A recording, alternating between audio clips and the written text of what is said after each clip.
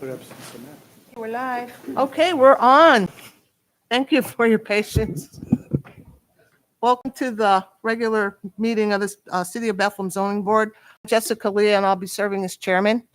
And also serving tonight with me to my left are Peter Schneck and Paige Van Wert. Our zoning officer and tonight's secretary is Darlene Heller. Our solicitor tonight is Attorney Steve Buell. And we will eventually have a conflict solicitor for the Evans Street property a little later on this evening. Our stenographer is Moira Evans. And if any members of the audience have any statements, comments, you need to be sworn in by Moira. Questions, anything that you're going to say, testimony, anything, you'll be sworn in. You stand up and raise your right hand. All these people, nobody's going to ask anything. Yeah, so right now, if anybody intends tonight to give testimony on any matter, now or later on the agenda, if you're an applicant, an objector, or whatever. Now we're getting it. Please Now stand. we're getting it. All right. Raise your right hands. You do swear or affirm that the testimony which you shall give in the matter now before this board shall be the truth, the whole truth, and nothing but the truth. You do so swear or affirm? Yes, I do. Thank you. Okay, thank you. Okay, and first, the property at 823 North New Street will be continued until October. So our first appeal tonight is 1970 Pennsylvania Avenue.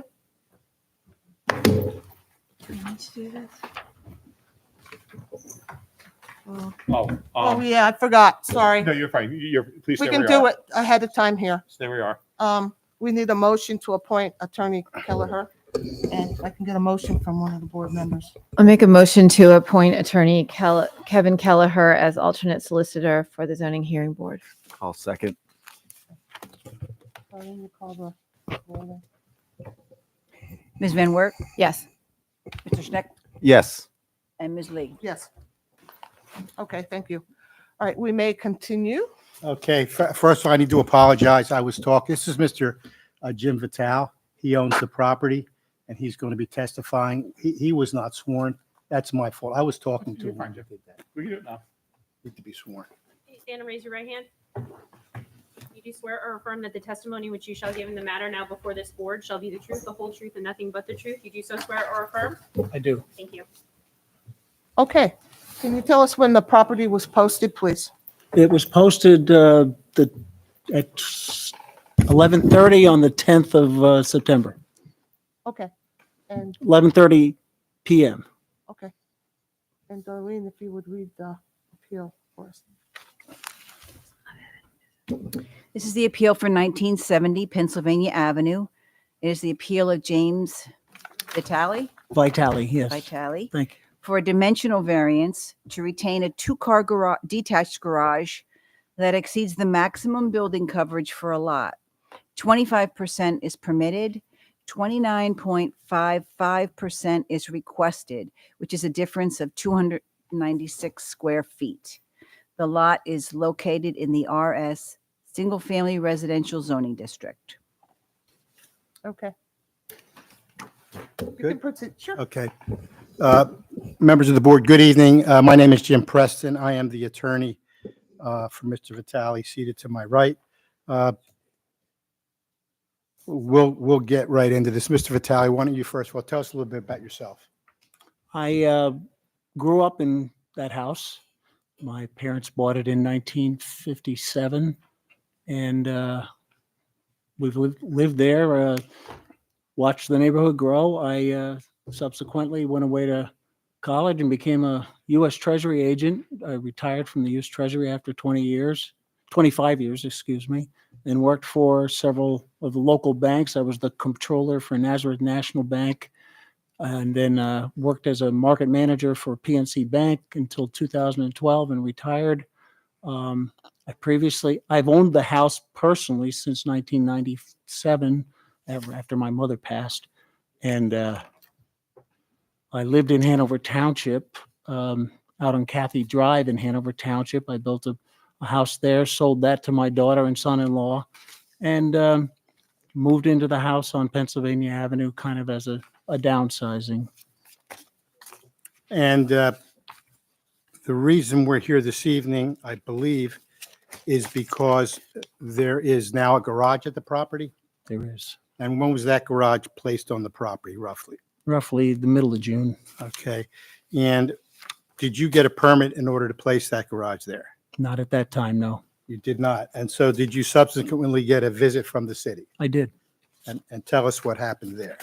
As soon as I got the visit, I contacted the city, the zoning office. I spoke to Craig Pfeiffer, and he reviewed with me everything that I would need to do in order to reach compliance. It was a mistake on my part. I have done everything that he told me to. I immediately put in the applications that were appropriate. I made sure that the building was adjusted to, We'll get to that in a oh, minute. I'm sorry. So I did all that with the city and then met with him was told that a variance would be needed. And so that's when I drew my plans for the property with all the buildings and submitted them for this meeting. Okay, so just to sum up, you had the property, you owned the property, you're living in the home, you placed the garage on the property without a permit, correct? You got an enforcement notice from the city, is that correct? Yes, You met with the city, am I correct in that? yes, There were several issues with the building. One of them was that it encroached into the setbacks, is that correct? yes. Okay, I see there's no request for a variance for a setback encroachment. Can you tell me why that is? I had the building moved to comply with the easement along the back line, which was 5 feet. And also, it already was in compliance with the 2 feet setback on the side. And having that done, I felt that it would then hopefully comply with the guidelines, given that I'm looking for that less than 5% variance. So as a consequence of your meeting with Mr. Pfeiffer, you then moved the building? I moved the building to make Okay. sure it You complied. corrected yes. all the violations save one, and that is the percentage of lot coverage. Am I correct in that? Right. Okay, and that's why we're here this evening. Correct. That one's a little tougher to deal with. That I couldn't deal with without you Okay. people. So are you using the building? No, the building, from the minute he was that he showed up at the building, the building is completely empty. I have not touched it. Other than having it moved to comply, the building is completely empty and I've done nothing with it. So it's just sitting there unused pending a decision from this body. Is that correct? Absolutely. Let's give the board a feel for the neighborhood to let them know that this is probably not out of character. Take a look at that. Do you recognize that? Do you know what That is my neighborhood.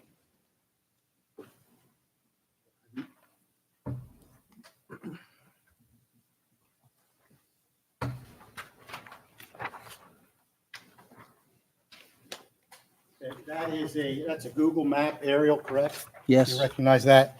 And that shows your home at 1970 Pennsylvania Avenue? yes. And this is pre-garage, right? This is pre-garage. Okay, so you're not going to see the garage on there. What about the properties? If I look at the page and I see your home, if I move up the page to your next door neighbor, can you tell me, is there a garage there or is there any outbuildings there? The house to the immediate left of the front of the building has a garage. It's been there a long time. And there are several more houses. The houses in this neighborhood in roughly about a 6 to 7 block area are exactly the same. They were built in that 1953 timeframe, and they're identical except with shared driveways and the houses are flipped. So, and there are probably, I want to say one in 4 houses has a garage. Some are 1 story, some are 2, some are double garages, some are single garages. Let's everybody, they have other hearings they want to get to. Let's Mhm. let's move down the page. Is Yep. there anything on that particular lot next to you? I'm looking at the adjoining properties. There's your property. We went up the page. We saw that there's a Page. garage. Now we're going to go down the page along Pennsylvania Avenue. Right. Are there any outbuildings there? There are. Okay. Let's take the lot that's behind you. So that would be the lot that's facing on Our Pine Avenue. our Pine Avenue. Yes. That abuts you. Can you tell us What's on that particular lot? That house has a 2-story garage that is almost right on the property line. And the house is, and my garage was put basically right behind it.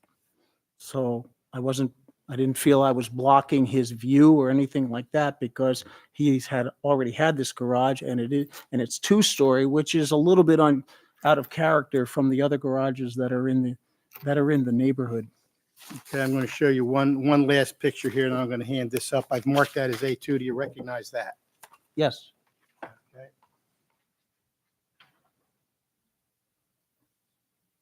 Thank you.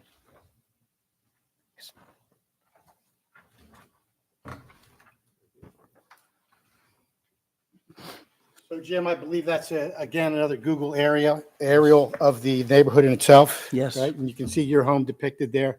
Yes. Right, and that'll give the board a sense of the character of the neighborhood, what's there, the types of development that's occurred, and whether or not there are outbuildings associated with the neighborhood. Is that correct? Yes.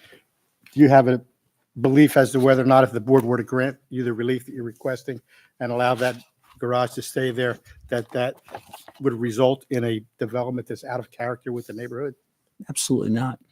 The garage itself is permitted, right? There's no issue as far as that's concerned. It's permitted use, if you understand. I'm As far sorry. as I understand. You have to say, Yes. I'm sorry. I'm having trouble hearing your answer. I apologize. I'm sorry. You just move the Yes. move the mic a little closer to you if you can. Thank you. Sorry.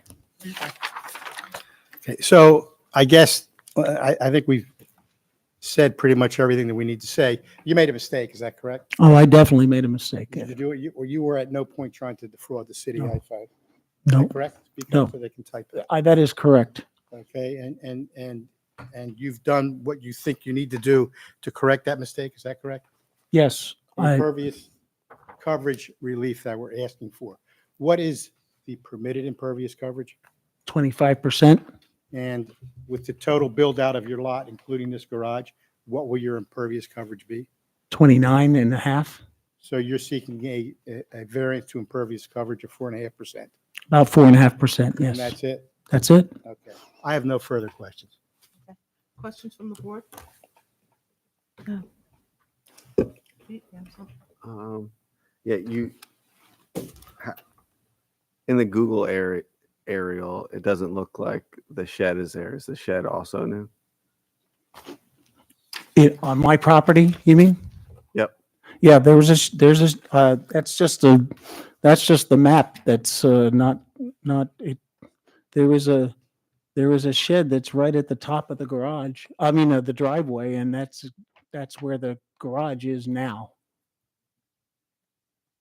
On this plan, there's an additional 100 square feet of impervious. Is that there? Is that shed there? I'm sorry. What part of the what part of the This shed. of that are you looking at? Yeah, that shed was over there. Was over at the top of the driveway. So I moved it over. Do you need that shed with the garage? It was the house has no basement, very limited attic space. And I just felt that shed has been there for probably at least 25 years and it was in good condition. So I felt that if I moved it to the other side, it was in nobody's way and it was compliant with the setbacks. I would like to keep it if I could, because it would accommodate obviously all the, the yard tools and equipment in that respect. And that is part of this total square footage. Yeah. It's still only, even with that shed, it's still only 4.5 something % of a variance that I'm requesting. And your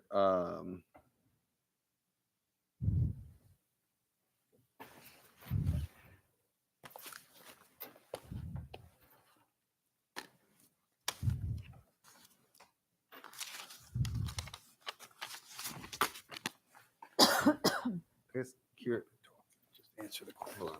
I'm sorry. Building coverage. Okay. I think that's all. Okay. Any other questions over here? Any questions from the audience? Comments? Final remarks for you. Just briefly, obviously, this gentleman made a mistake. And I think he met with the city in good faith. He's tried to clean it up. I think if the board were to allow the relief, I don't think there's going to be a major change in the neighborhood, any damage or harm to the neighborhood. Obviously, it will be out of compliance, but only by a few percentage points. So I think that I would like to see the board grant the relief if they can find their way to do so. Thank you.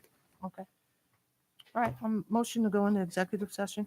I'd like to make a motion to go in an executive session. I'm informed the board, you actually don't have to make a motion to go to executive session. I just say, with me, you don't have to. You're good. We just, Okay, we're good to roll. He wants you to take the shot. just say we're adjourning the executive session. You Okay, saying that now? I thought that was a requirement. No? Every lawyer is different. Well, how am I supposed to guess? You should.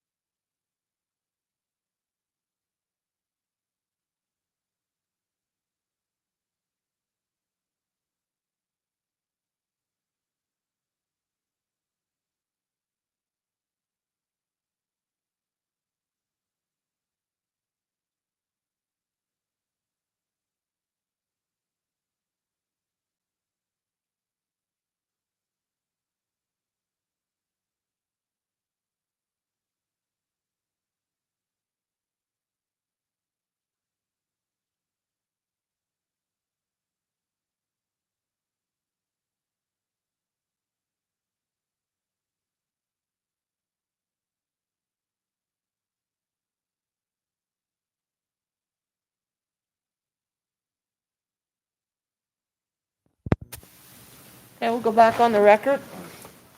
I can get a motion. I'd like to make a motion to approve the dimensional variance. Second.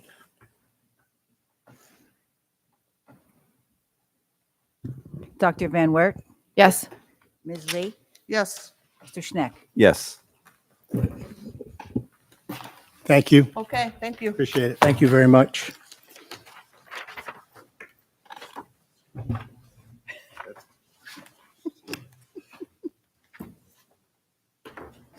Okay, our next appeal is 1131 West Union Boulevard.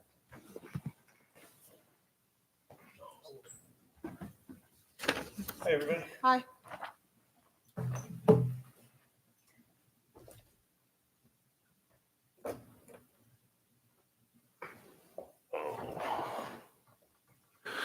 Okay, can you tell us when you posted the property, please? Posted the property? I'm not Your quite yellow sure. card, you had a yellow card? Oh, yes, yes. That was posted in the window or whatever? Yes, I have a picture of it too. Last Wednesday, not this Wednesday, but last week. Last week, I don't know. That's a week ago. Yes, Yes, we go. okay. So if I can ask you, have it with you? Did you just take it down and bring it with you? Yeah. Plus, two, the address is on there because I was like, where the heck do I got to go? When we saw it, we had concerns as to whether or not you'd posted the property. We're glad to hear that you Right, did. because Yeah. you have it. Yes, I did. Okay. Darlene, if you would read the appeal, please. This is the appeal of 1131 West Union Boulevard, the appeal of James Horvath for a special exception to operate a major home occupation, a construction company, or tradesperson's headquarters. The parcel is located in the RT High Density Residential Zoning District. Okay, you may proceed. Okay. Well, I've been there for 30 years. Never really had any issues with the city. Okay. Up until recently, anyhow. So I did come into compliance, but or paid for the permit or whatever. I'm not quite sure what it is, and then also $30 for something else, and $500 for this. I do not do anything at the house. Oh, let me see here. I don't perform anything at the house. If I have leftover pieces of wood from a job site, I'll put it in the shed. Okay, that's about the only thing that I really do there.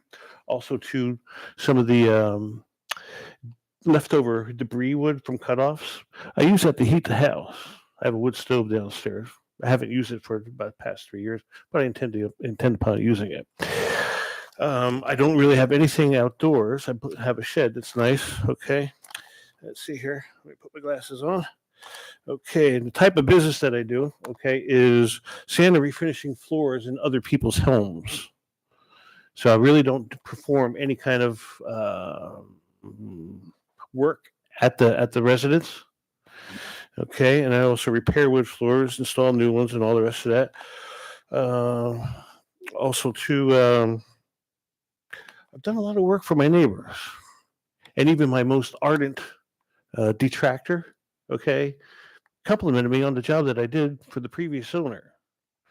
Okay. And I have one employee, so I'm trying to be as compliant as without even being, permitted or whatever, however you want to put it. So I have one employee. We move equipment between the trucks. Okay.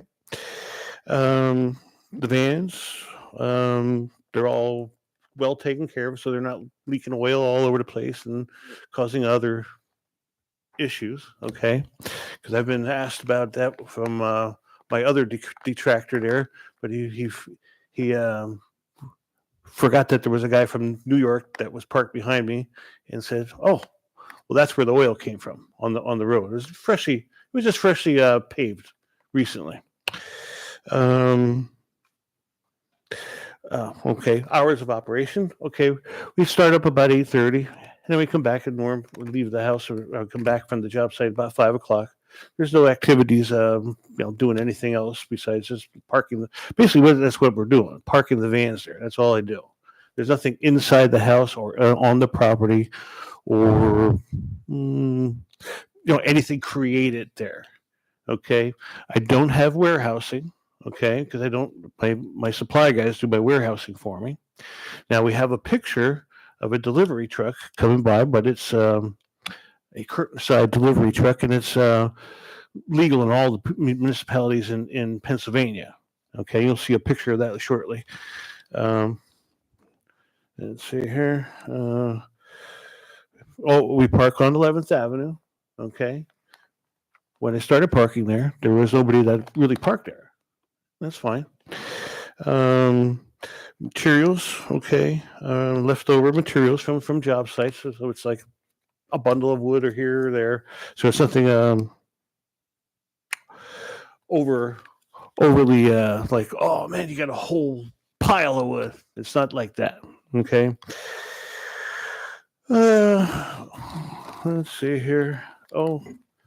And as for the percentage of the property, I don't know if that's part of the question or not, but I do have a diagram here of where we park the vans.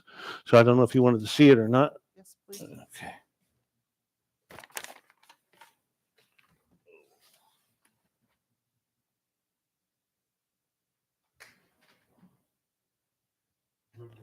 So please go back. She needs to hear them. Sir, She can't hear you without the go microphone. ahead. So grab your seat. So please. So, sir, would you like to enter this as an exhibit for the board to consider? Sure, That sure. means we're gonna have to keep it. Is that okay? That's fine. Okay, so I'm gonna mark this as applicant's exhibit A. Okay. And go ahead and tell the board what you want to say. Okay, with the vans, okay, like I said, they're well kept, okay. And I parked the one big van at the end of the alley because I've called the police several times because people fly through the alley, and the only way that they slow down just a little bit is because that truck there is there and they can't see around the corner. Okay, so I'm actually helping the neighborhood instead of hurting the neighborhood. Try to keep everything as tidy as I can with any kind of materials, but I really don't store materials there other than leftovers from different job sites. Been there for 30 years. I'm working on I've already worked on becoming compliant for whatever the city might want, and let's see. Can't think of much else. Just that we had, one or two neighbors that they decided that my vans were not good to be parked there. And that's why we're here. You can. Sir, my name is Steve Bowell, and I'm the solicitor, the attorney for the zoning hearing board. So tonight, what we're here for is effectively relief that is called a special exception. Okay. Which is the board tonight needs to consider whether or not you meet very specific requirements under the zoning ordinance for that use. Okay. So I'm going to go through the requirements of the ordinance one by one, just with you, because the board needs, when they go in the executive session, this is the list they'll go through to make sure you meet it. Okay. So the first is that you're here for a home occupation, and I think you said earlier that home occupation will be conducted entirely within a dwelling or an accessory building. Is that correct? The owner's the customer's house. Yeah. So, Yeah. But on this property, when you're operating the business at your home, is everything stored within a shed or a garage? Leftover bits and pieces, yes. Yeah. So everything is stored indoors. Yes. Is the important question. Yes. Good. Number two is that everyone who runs the business will be a resident of the dwelling and not more than one non-resident employee. Correct. Good. Number three is that it is your opinion that the business is accessory to the dwelling. Your main purpose on that property is to live there. Correct. Number four is that there'll be no display of products that are visible on the exterior. Everything's enclosed. Yes, I don't even have a sign for the that the business is there. Good. So no retail sales Nope. at all. Nope. Okay. So the outbuilding that it's in, is it less than 25% of the floor area of the buildings? Yes, even with the house on, it's only like 40%. So that, yeah. So Yeah, I'm compliant with that because I did get a permit for the building, the so it's shed. less than 20, for the business, you're occupying less than 25% of the total floor area. If you're doing Yes. more than 25, good. You would describe the property as still having a residential character, correct? Correct. You said There's no signage or anything like that to tell it that, oh, Jesus, a store or something like that. I have no storefront there. So you said you have one non-resident employee, correct? Correct. Where does that person park? On 11th Avenue, right at the corner. Is there any additional off-street parking on the property? Do you have a driveway? Do you have a spot on the property? We park our vehicles behind the house there on the alley, on Gus Garrison. So there is a spot that can be used by the employee, correct? Yes. It is your opinion that the nature of these services are of a type that is consistent with an appointment-only off-site business. Correct. So no one's coming onto the property to meet you or do anything like that. I don't think I've ever had a customer stop at the house. Good, because you can't. Okay. That's good. There's only a minimum amount of storage of supplies that will be on the property. You said a few scraps. That's all, correct? Yes, and whatever's left over from the job, because you can't order exactly enough to cover the area. So there might be a bundle, and I keep kind of hold on to that to maybe the next job might need it. So there's no outdoor storage. You said that earlier, correct? Correct. And there's no parking of equipment or the storage of trailers, construction equipment, or landscaping equipment. None at all. This one's going to sound silly. I know the nature of your business. Got to ask it. You're not going to have any biological or medical testing equipment on the property. No, not at all. Good answer. We like that one. Okay. You said earlier there is not delivery by tractor trailer, correct? No tractor trailers. No. Amazon and things like that. It's just a curtain site, and even there, I have that go to directly to the job sites. There's nothing on the property that in operation of the business that creates noise, noxious odor, vibration, glare, electrical interference, or anything like that, correct? Not at all. And again, you said earlier that the business does not operate between the hours of 9 p.m. and 7:30 a.m., correct? Correct. Yes. Skip those.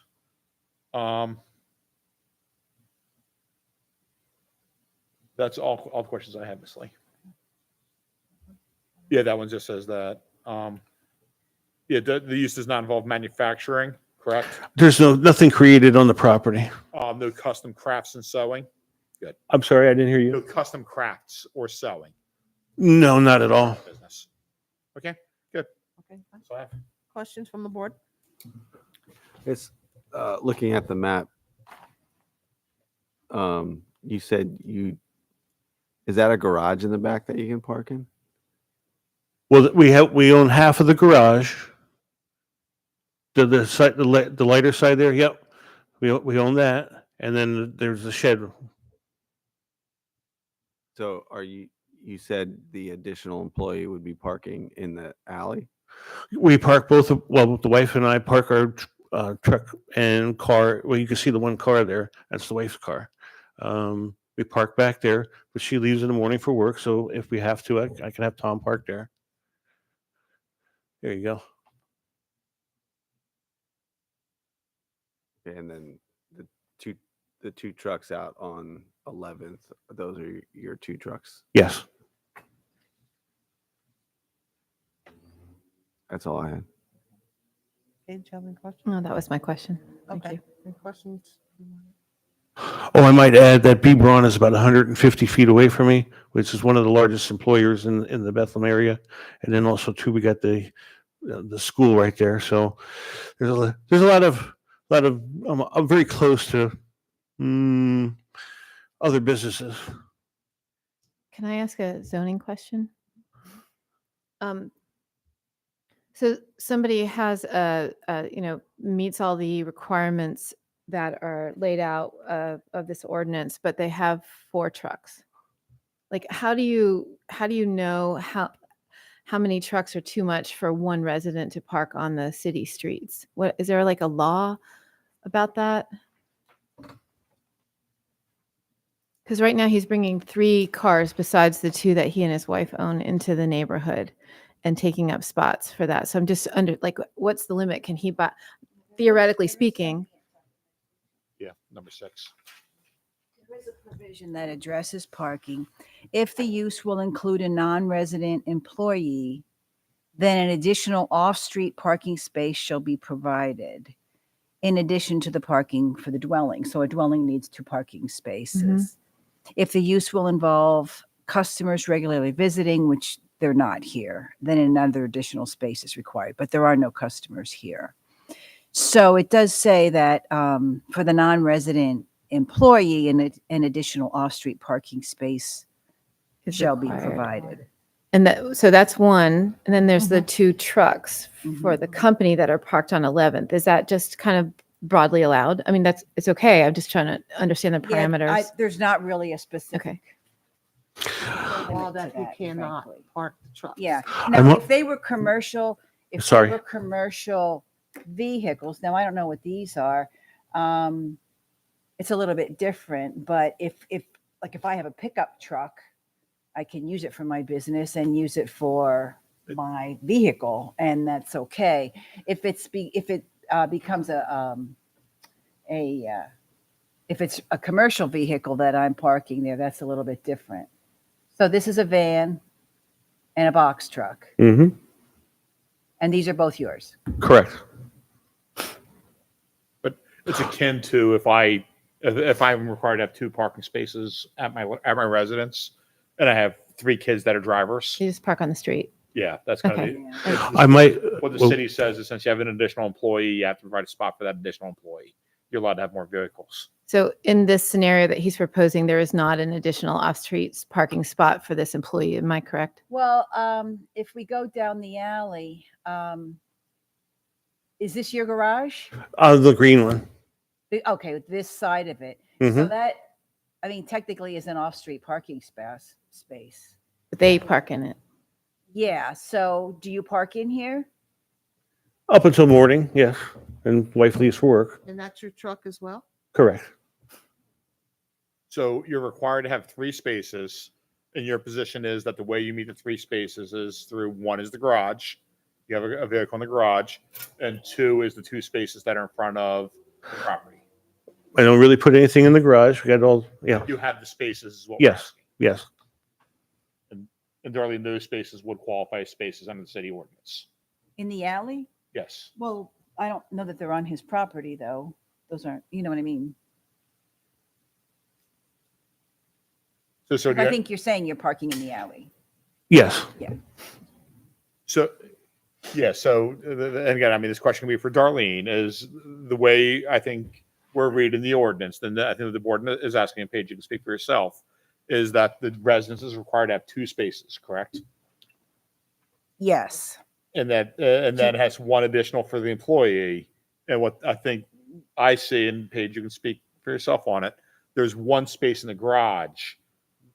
Are there 2 other spaces that would meet the requirement? Or does it need a variance? No, there are no other spaces on the lot, so he has 1 off-street parking space. So it does not meet that requirement. Right.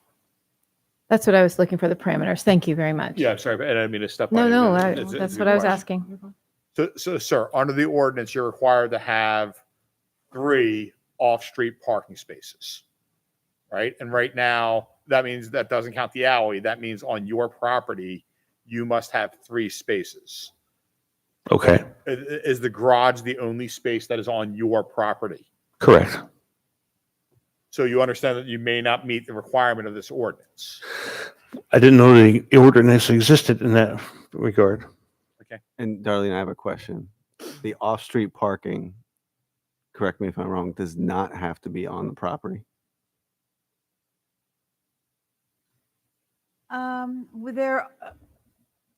Where else would it be? What do you mean? The If he- concept where you can lease parking from a neighboring parking lot If he can provide off-street parking, is that concept Oh, where the Well, ordinance like has that shared section. parking, we do have provisions for that. That'd be if you can lease parking from a nearby parking lot. yeah, I within a think certain it's like distance. Yeah, within there a are walking parameters distance or for it, something. but there are provisions for that.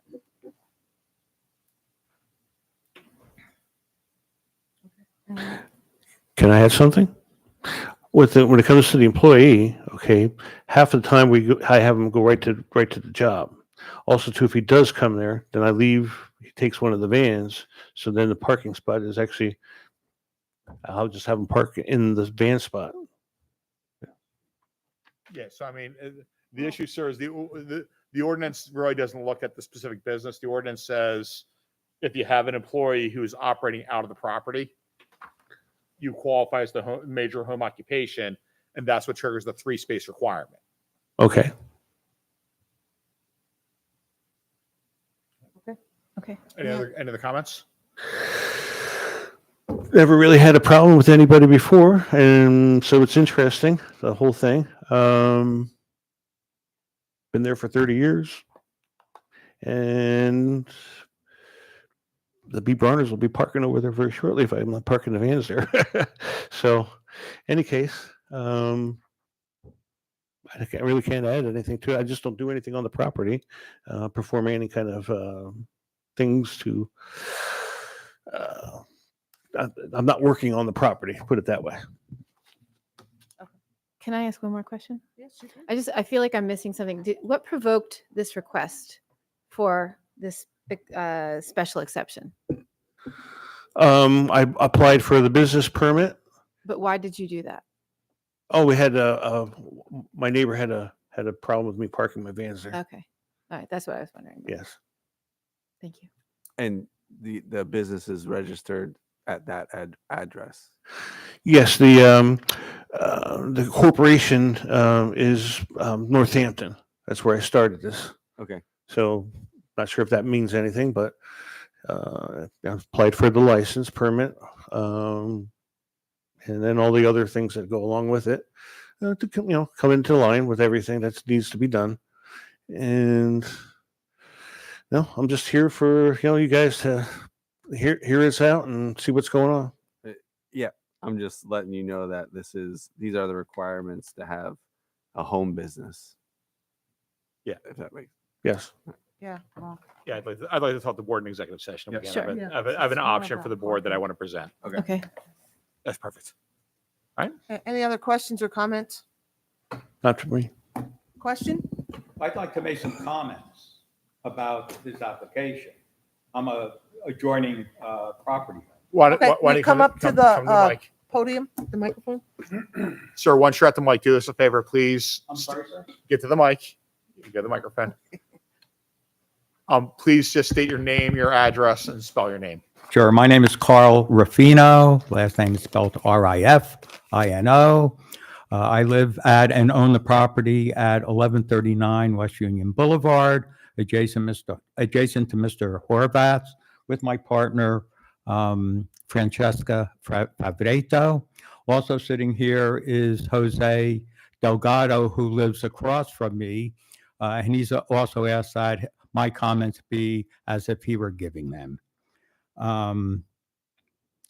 There are more than just a couple of vehicles at stake here. In addition to Mr. Horvath's box truck and van, and he's had a second van there also, although in his defense, I have not seen it there.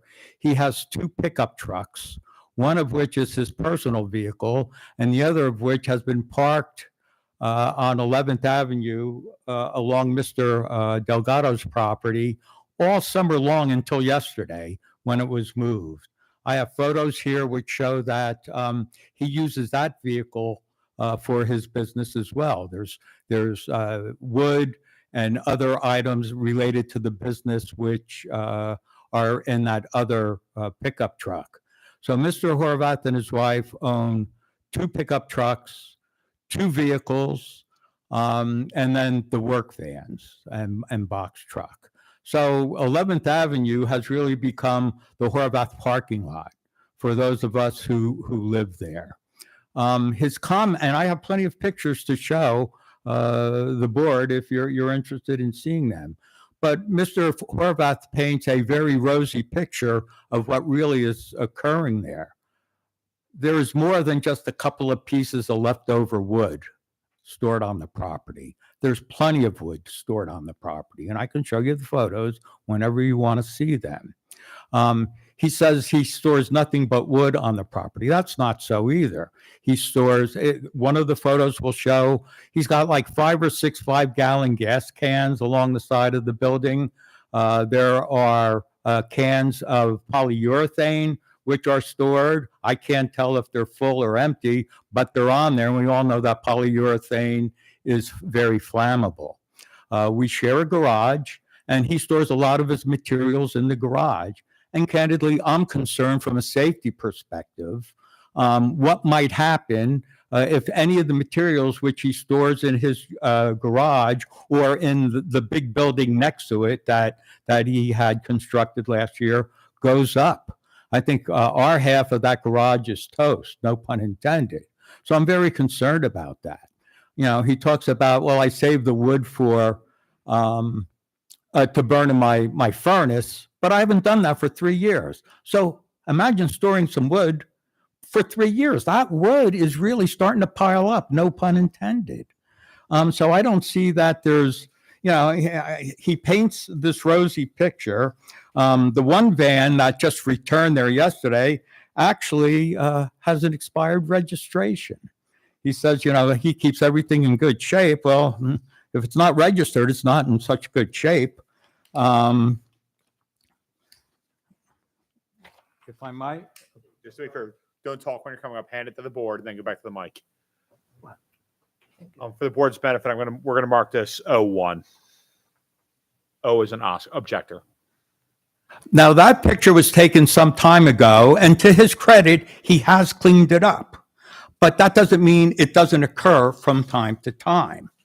He also spends a lot of time, excuse me, I want to show you.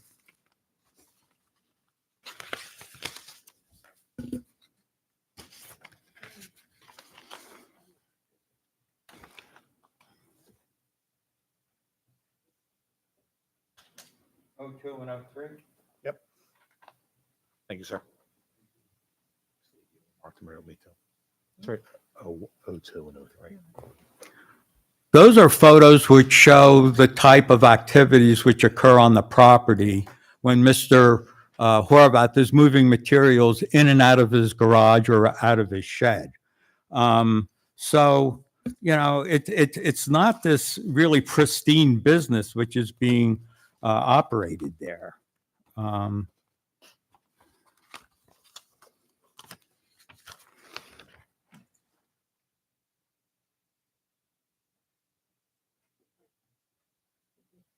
O4 and O5.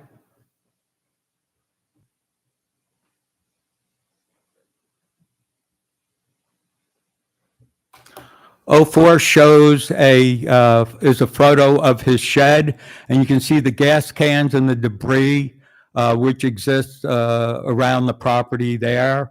And O5 is a photo that I took this morning, and that photo was taken today.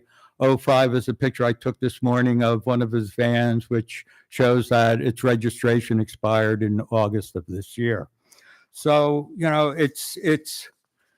I understand he wanting to say that he's a really good neighbor, and he parks his van where he parks it so people don't go running through the alley. Well, oftentimes people couldn't drive through the alley quickly or even slowly because his truck is back there blocking the alley. So, I understand, yes, he's been there for 30 years, but 30 years of wrong doesn't make it right. So, with respect to one of the board members asked, about parking in the garage. He never parks in the garage. He's never parked in his garage. I've never seen him park in the garage. I've never seen his employee park anywhere except on 11th Avenue. That's in clear violation of the ordinance. He parks one of his pickup trucks behind his house, and his wife parks her car behind their garage, and that's where they park. She works, but not every day. He doesn't work every day. His pickup truck is often there. And yes, I've seen his employee take a van or the work van or the box truck out to a job site, but that doesn't mean that if the employee then parks where the van was, that it cures the parking default. I mean, that's an issue. So as you deliberate as to whether to grant this variance, I ask that you, examine all of the factors and examine all of the photos and see exactly what's happening there. Listen, there are a lot of people in our neighborhood who drive work vans.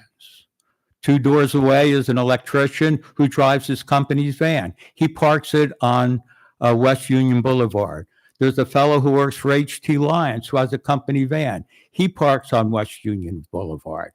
They don't create problems because they're not operating a home business. They're employees of a larger corporation, and their company's nice enough to give them a vehicle to go back and forth to work or to go to job sites. So, they're not at issue here. Having a home operation of the nature and the volume and the number of vehicles which are being parked along 11th Avenue are. So I just ask that the board consider all of these factors in its deliberations, and we'll see what happens. So thanks. And I'll answer any questions you may have. Okay. May I refute things? You can make a statement. Let them sit down. Okay. Okay. I didn't see it. I didn't see any of the pictures, so. If you want to see me, you can see them.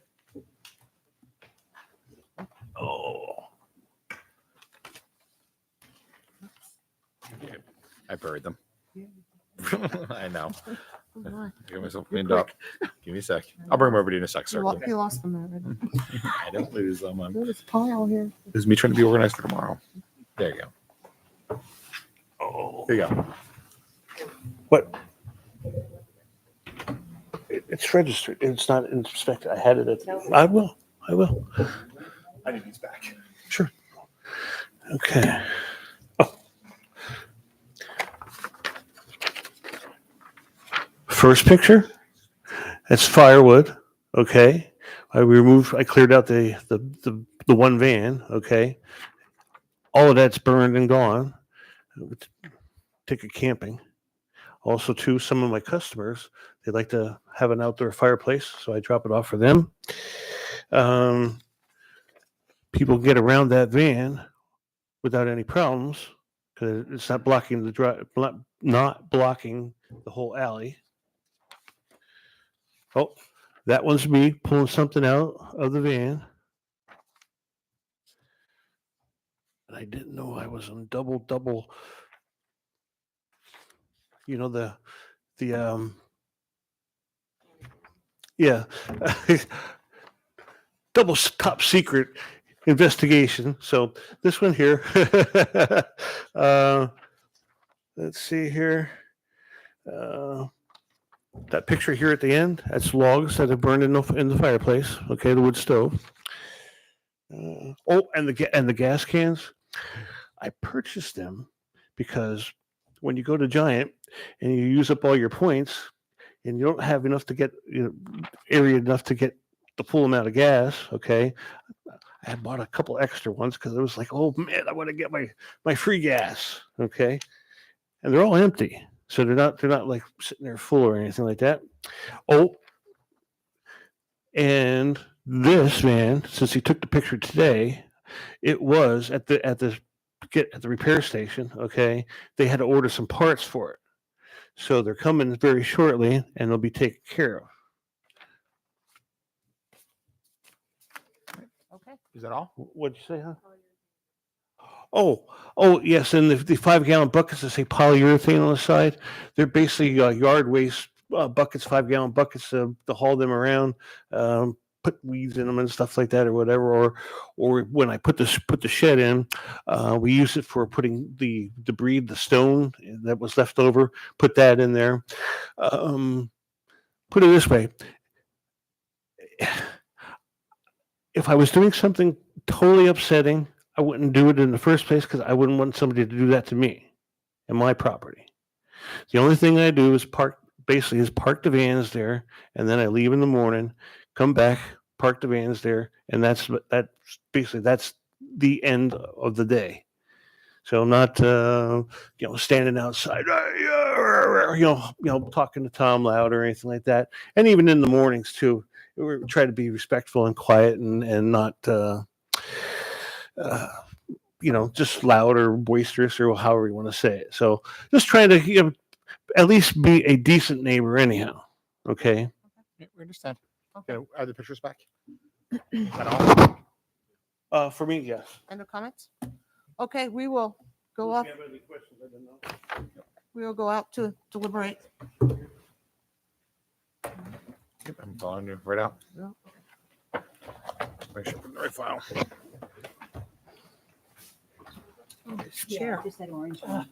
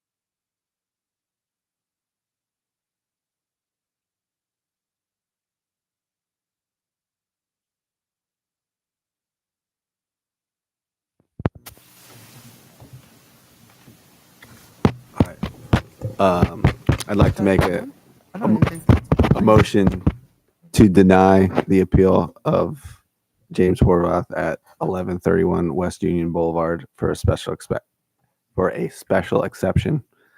Second. Mr. Schneck, Yes. Dr. Van Wert, Yes. Ms. Lee. Yes, So, sir, your application has been denied. The board wants me to explain one thing, just so you understand before you leave. You will get a written decision in a few weeks explaining why the board is denying. What you will see in there is that one of the explicit requirements of the ordinance is that you must have 3 off-street parking spaces.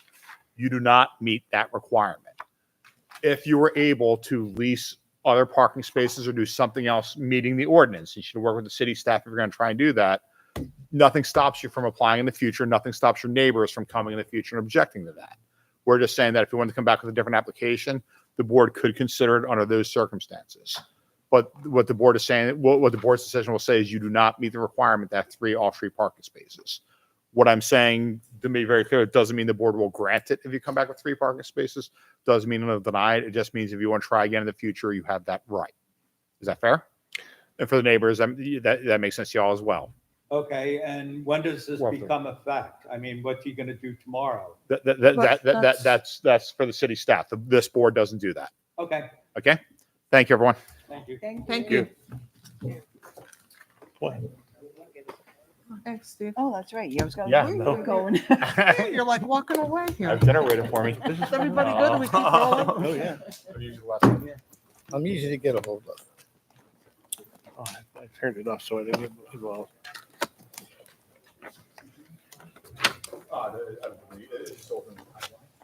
awesome. Usually for continuous, the board does not require. Next, we'll hear the appeal for the Okay, let's Evans say hi. Street properties. Okie dokie. Another one. So what do you want? So what do you Just me to get the chair for that. want? Note that. So. No, usually that's. They're not number 6.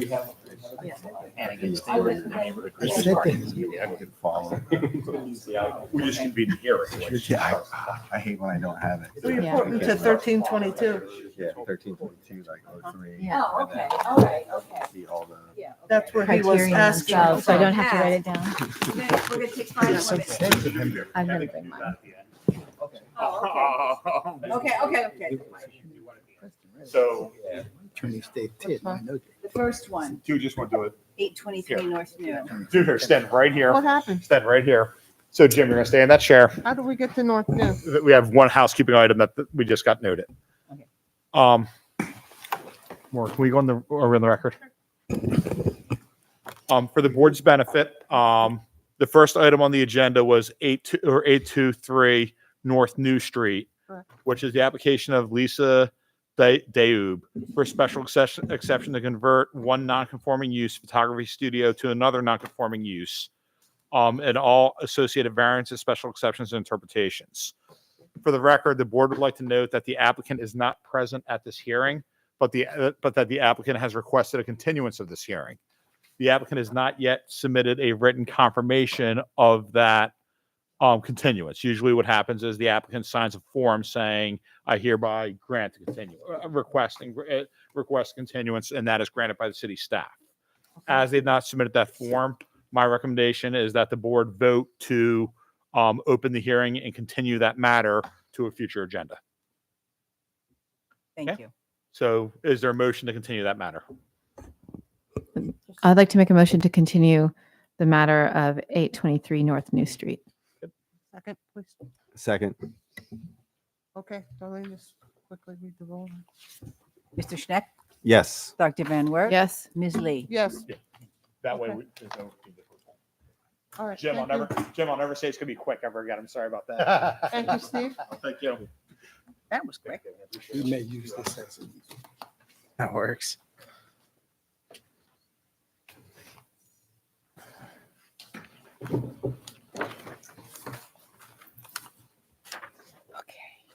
I'm good to go. Oh, Good to go? Yes. Okay, can you tell us when the property was posted? properties. Property was posted 2 weeks ago, September 4th, around 10:30 a.m. Okay, thank you. And Darlene, if you would read the case, please. Certainly. This is an appeal for two separate properties. One is 934 to 940 Evans Street. The other is three properties, 942 to four. 944 Four. Evans, 946 Evans, and 1004 Evans Street. It is the appeal of David Hitzel on behalf of H.H. Evans Street LLC for several dimensional variances to allow the construction of a multifamily building consisting of 37 apartments with 10 parking spaces on the one lot and a dedicated parking lot at 1004 Evans Street with 40 spaces for a total of 50 parking spaces for the development as a whole. Dimensional variances are requested for one lot area per dwelling unit. 1,200 square feet per lot per dwelling unit is required.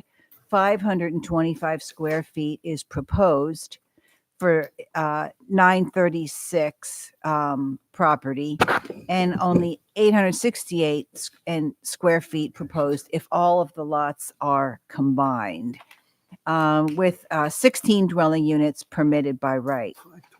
The front yard setback dimensional variance, 10 feet is required, 0 feet are proposed. Side yard setback dimensional variance, 15 feet is required, 9 inches is proposed. Parking spaces, 56 spaces are required, 50 spaces are proposed. Relief is also requested from buffering and landscaping requirements, buffer strip at public street and public parking lots. 8 feet is required and varying widths are proposed, winnowing sort of down to 0 feet. Street trees, 4 are required, but 2 are proposed in front of 1004 Evans. The separation between the curb line and the principal parking lot needs dimensional relief. 15 feet is required, 11.8 feet, and 8.5 feet are proposed.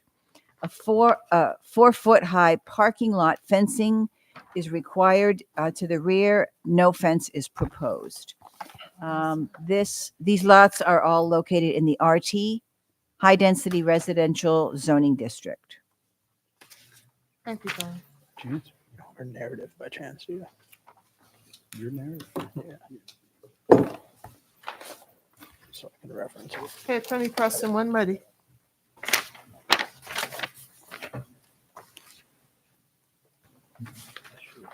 There it is, yeah. I'll just go there, I'll be with you just a second. That's fine. just so I can reference it for, yeah, perfect. Good evening. Again, my name is Jim Preston. I am the attorney for the applicant. Seated to my right is Mr. David Hitzel, and he will be the primary witness here this evening. There's a lot of relief listed in the advertisement that we're asking for, and I think that that's driven by what you will find are some rather unique circumstances that affect our ability, my client's ability, to develop the property. So what I'm going to do is I'm going to introduce Mr. Hitzel. We're going to briefly describe to you the conditions of the property, and then we're going to walk through each of these items to demonstrate the basis for our request.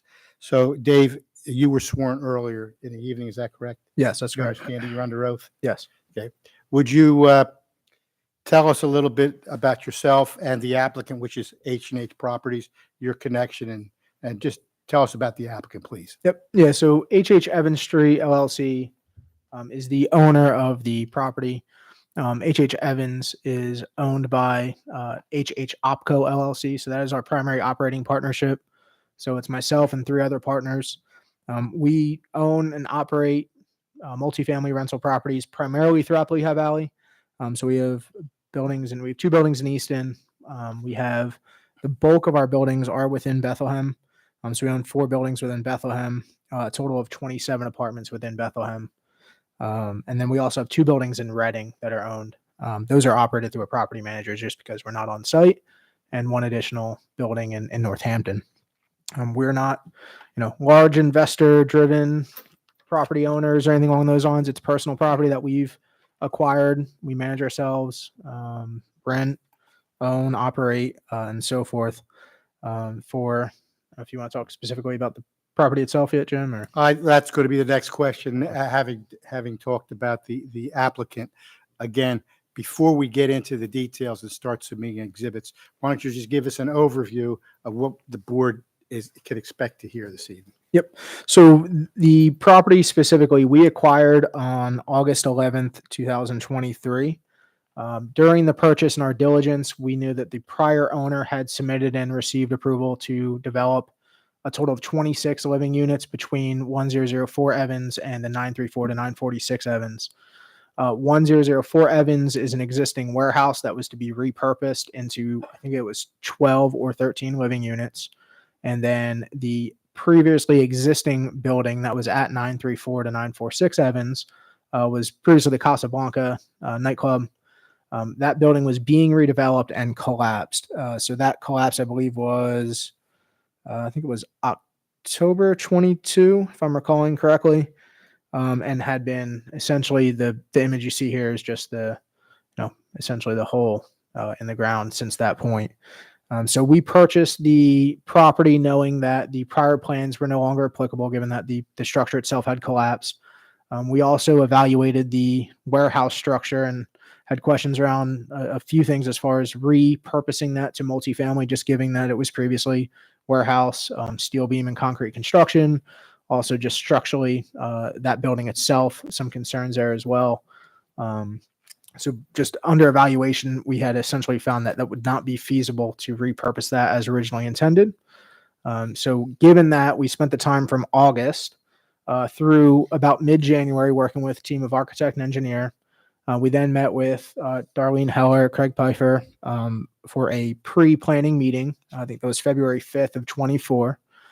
Kind of evaluated what we were considering at the time. So our original plan looking at it was knowing that we would have to maximize dwelling usage there just for feasibility purposes. We did look at what could we potentially construct, clarified with Darlene and Craig the restrictions around zoning, make sure given RT zoning, height requirements, land coverage and so forth.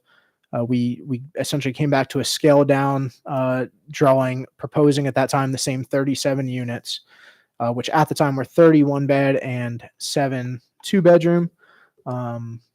We then submitted that for a sketch plan review, which we met with the board on May 9th for a sketch plan review. I received all the commentary from engineering, traffic, forestry, fire, and so forth. During that meeting, we also knew that we had to revise the building, so we ended up removing one of the 1-bedroom units and converting it to a studio to allow for a site triangle. And outside of that, followed back up with forestry, fire to make sure that we're meeting all necessary requirements that were raised during that sketch review. So we did get approval from fire as far as the plan to put in reinforced concrete in the front and forestry for reduced tree size to also meet both fire and forestry requirements along Evans Street in front of the 934 to 946. So you've spent some time with the city, Yes. working back and forth with the planning department Yes. with respect to this. Let's start putting in some exhibits then, and we'll talk about initially what's there now. Let me hand you this. This is marked as A1. A1 is there's 2 sheets with a total of 4 photos. Do you recognize that? Yes. Yep. The first sheet is 2 photos of the current structure at 1004, which was the warehouse structure. And then the second page, 2 additional photos of 934 to 946 Evans, showing an aerial photo of the hole, and then a photo from north on State Street looking down towards Evans.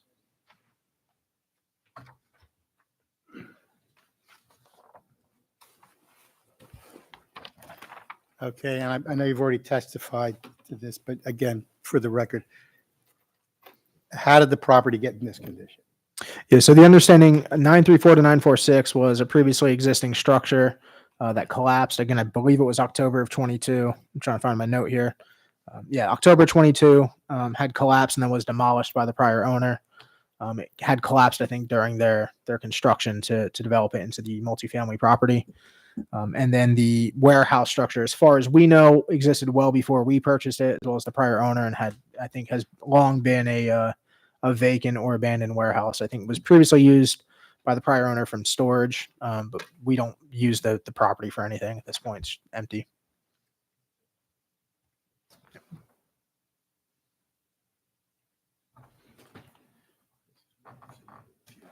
Correct. Yep. Yeah, the back's the photometric, Jim.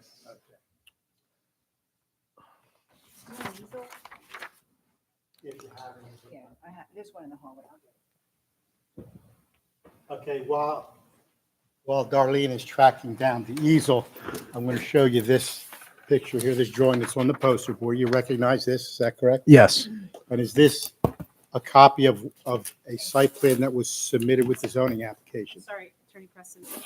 Is this a copy of the site plan that was submitted with the zoning app? Yes, it is. It's the applicable site plan. Okay, And the rear of that is the photometric plan that was required as submission as well. okay.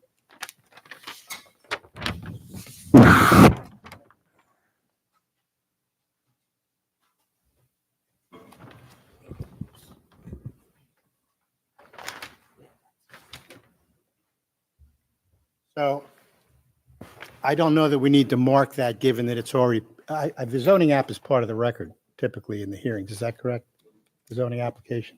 It's part of the record. They all have. Yeah, okay. So, and you can step over there if you want to, Yeah. Dave, and use that for reference. Why don't you explain, let's explain to the board, first of all, where the properties are, how they're oriented, the shape of the properties, that type of thing. Yep. Before we get into the actual proposed development. Absolutely. Yep. So the properties are located the east side. So the east property on the right-hand side of the submitted site plan is 1004 Evans. So that has Evans Street running down in front of it, intersected at State Street. And then that begins the property of 934 to 946 Evans. And then that runs down to bordering Ridge Street currently as well. So if you look, Evans Street is a one-way running from east to west. So from the right-hand side to the left-hand side. State Street is also a one-way running from south to north.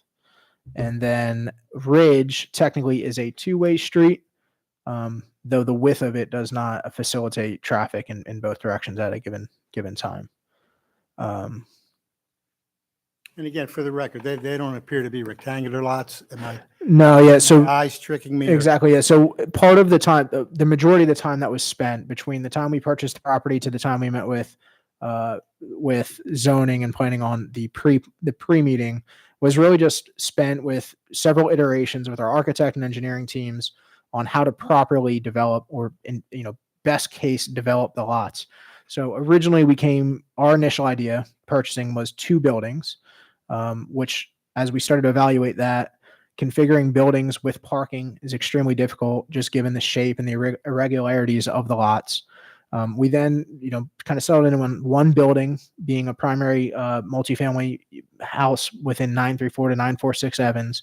And, based off of the RT zoning and a special exception, being able to designate 1004 Evans as a designated parking lot. So let me just stop you there. So originally the plan was to have one building on each lot. Correct. Is that correct? Yep. So Essentially now- modeling what was previously approved and submitted. Yeah.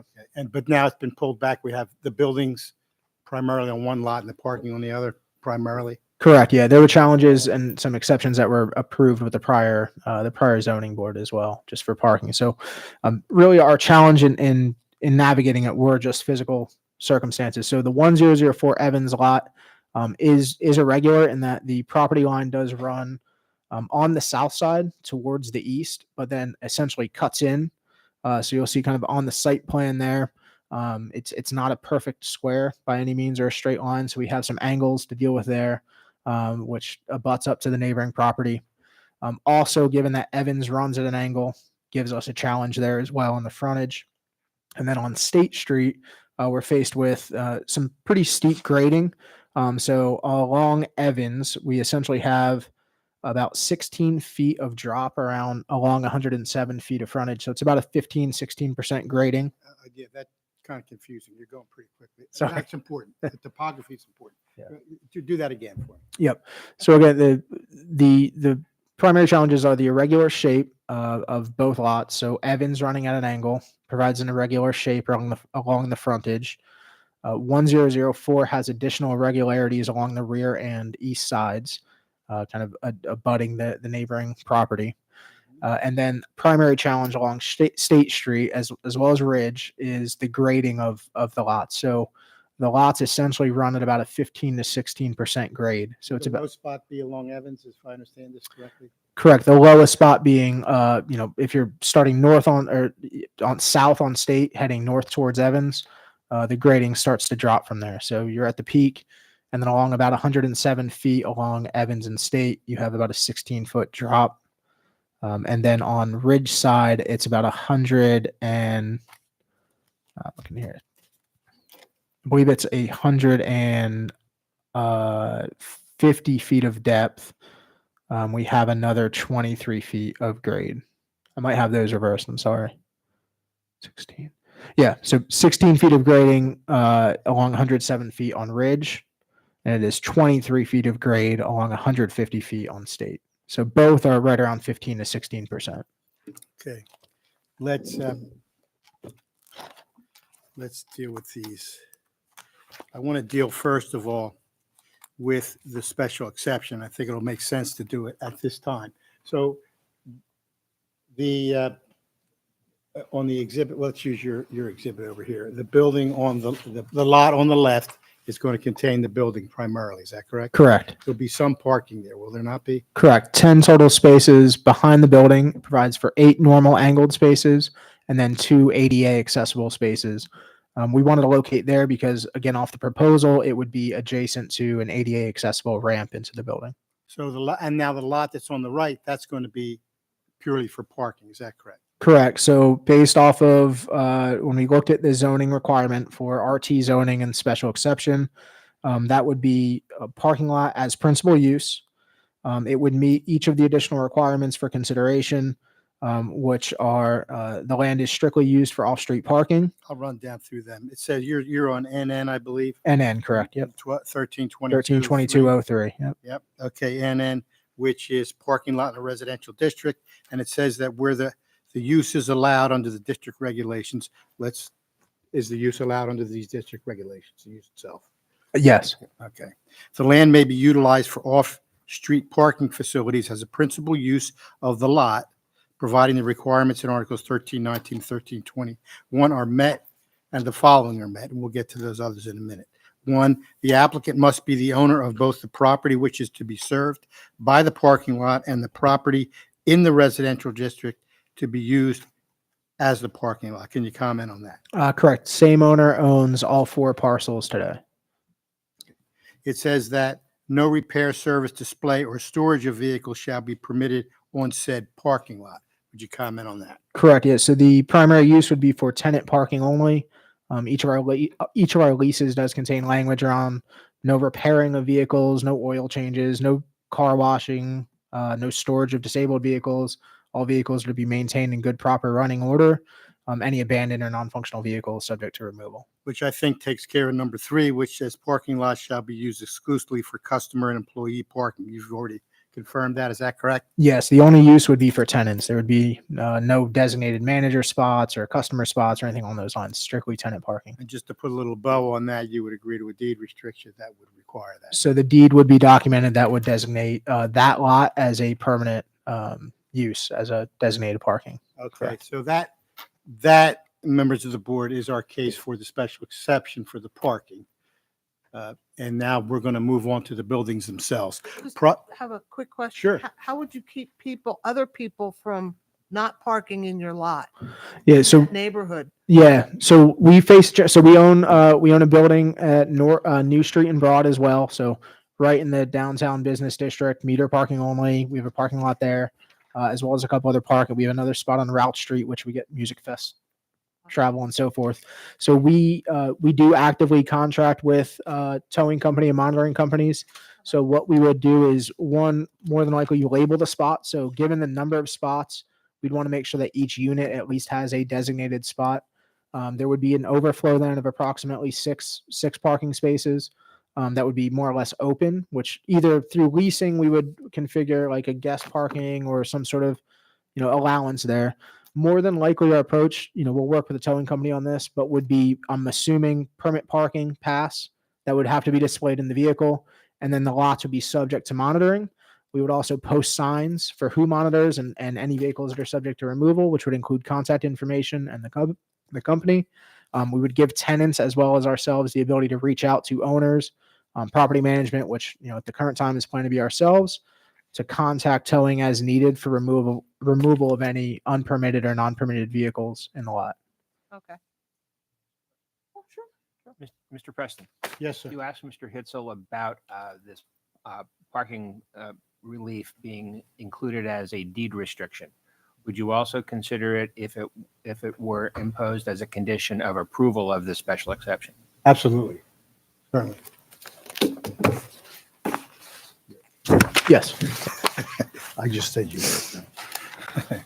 So let's take a look at, I'm going to hand you another packet. I'm going to mark this as, I think we're at A2. It's 2 pages, 2 photographs. Do you recognize that? Yes, I do. Proposed rendering. Okay, don't prototype. Okay.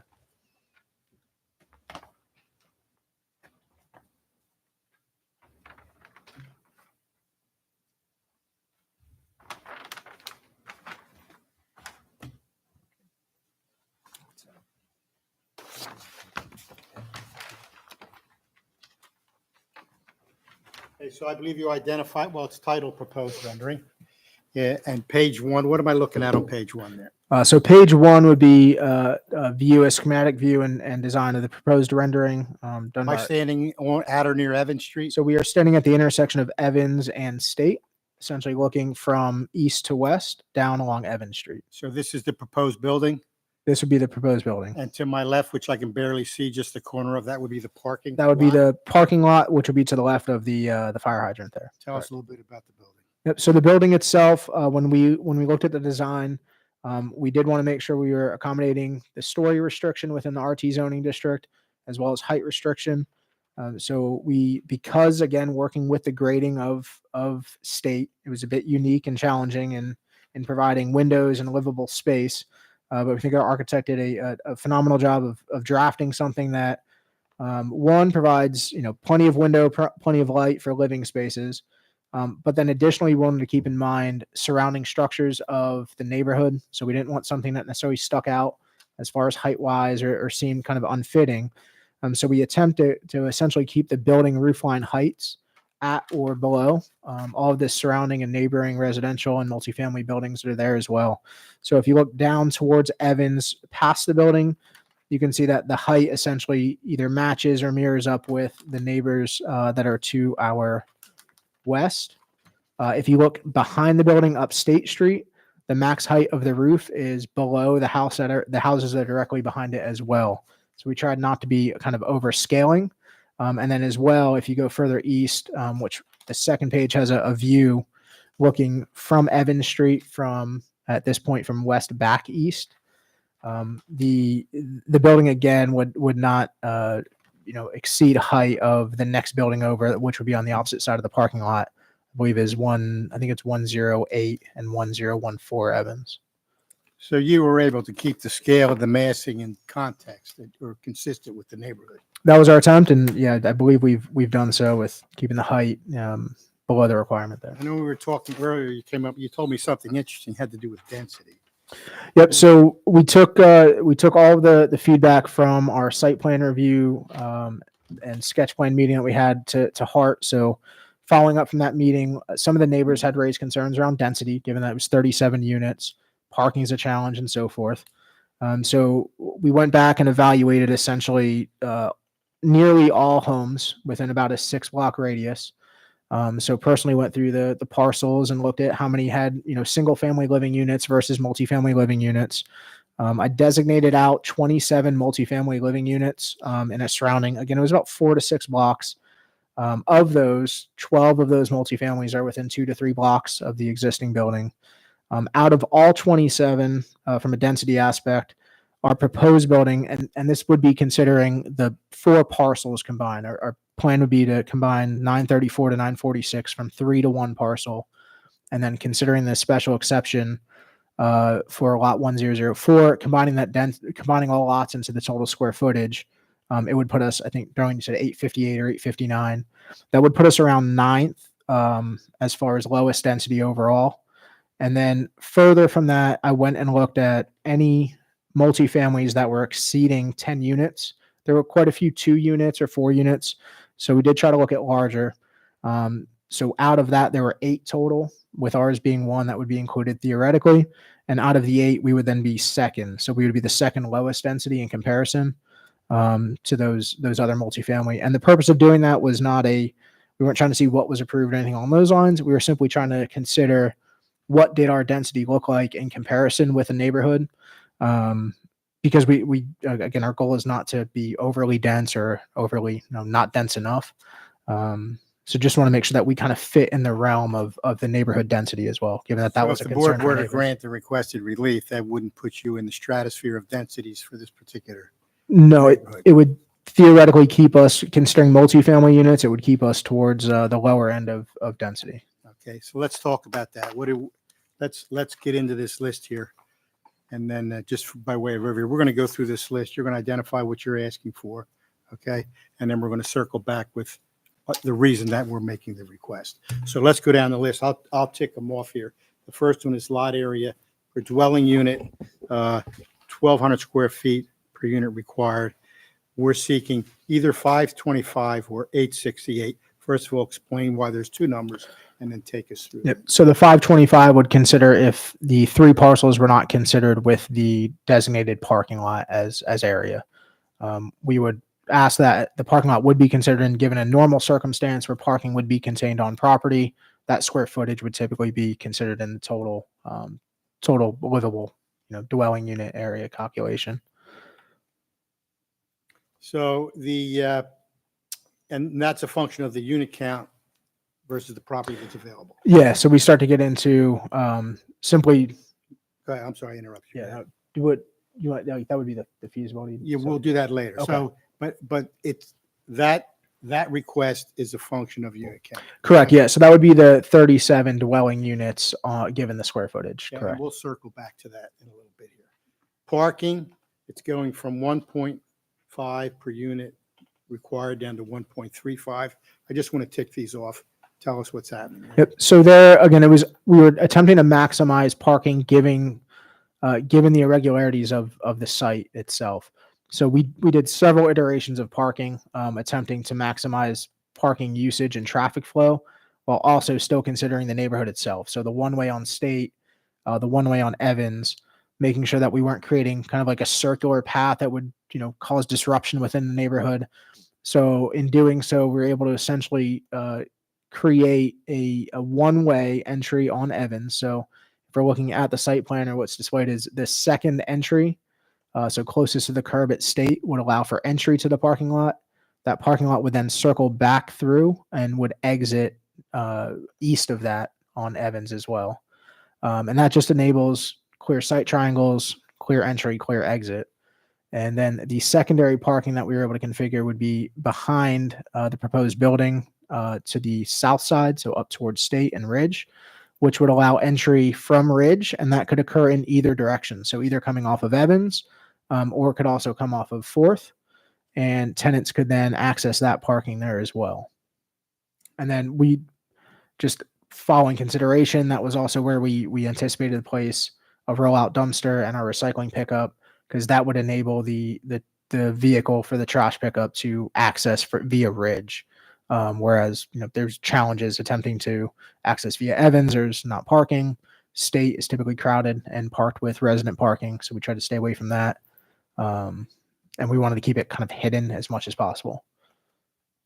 Sounds like some thought went into that. We tried. Yeah, we tried. Okay, let's look at the front yard setback, which is the next one on my list. It says 10 feet required, and you're trying to just eliminate that, I believe.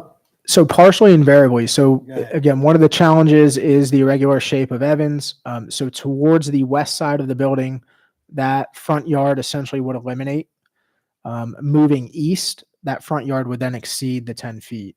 So in total, the front yard space would be designated for green space and landscaping in a way that we exceed at least the 10% minimum requirement. It should be greater than.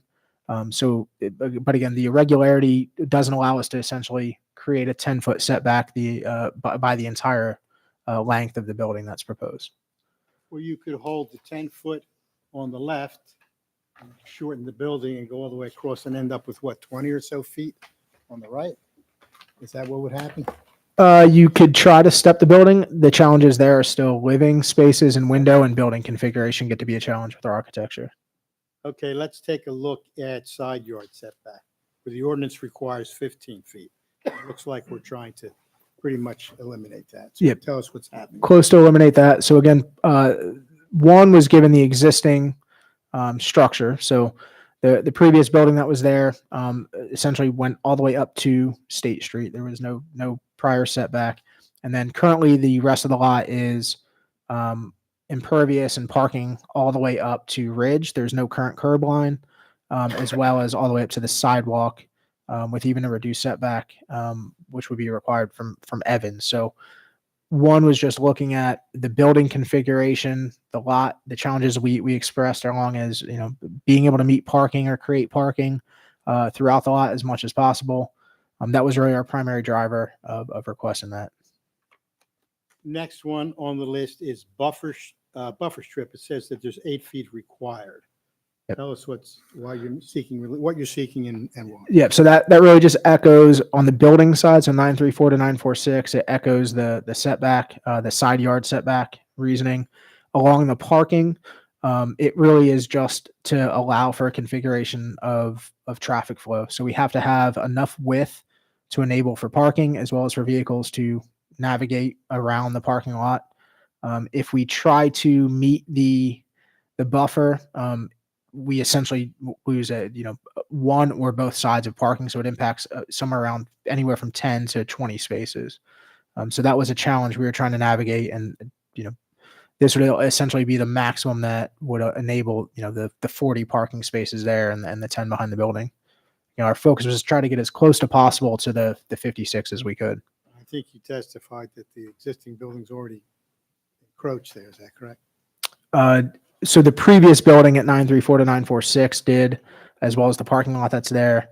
The existing building that's at 1004 encroaches on the east side and the north side, but does have the setbacks on the west and south. Okay, street trees, next on my list. Street trees, 4 required, 2 proposed. I know you said you met with the forester. Is that correct? Yeah, so the only area we weren't able to try to fully meet the street tree requirement is on the eastern lot. So the proposed designated parking lot along Evans. We would have needed 3.8, so 3 or 4 trees. The challenge would be if we placed a third tree, it would be within the site triangle from State. So we weren't able to place it there, but we were able to put 2 trees to the east of the exit and then to the east of the entrance of the lot as well. In all other areas, we're able to meet the requirement on the number of trees. The only change to the minimum requirement that we received from forestry was in front of 934 to 946 Evans. The 5 trees that are located there, from our site plan review meeting, there was a concern along fire apparatus and access for the building. So to ensure that we could get fire access, we would agree to put in reinforced concrete apron, essentially. So that sidewalk would be reinforced, which would allow the fire truck to park and access the building. So park on the sidewalk. We cleared that with fire. But then one of the challenges would be the height of the trees. So we then shared fire's feedback with forestry to either fire had proposed either remove 2 of the trees or alter the height. And forestry's response was they'd prefer to keep the 5, but do a smaller tree. And that's what you're proposing. Correct. So what we would propose is keeping the minimum requirement trees, just they'd be smaller along Evans in front of the building there. Per direction. Per forestry and fire. Correct. Yeah, for fire safety.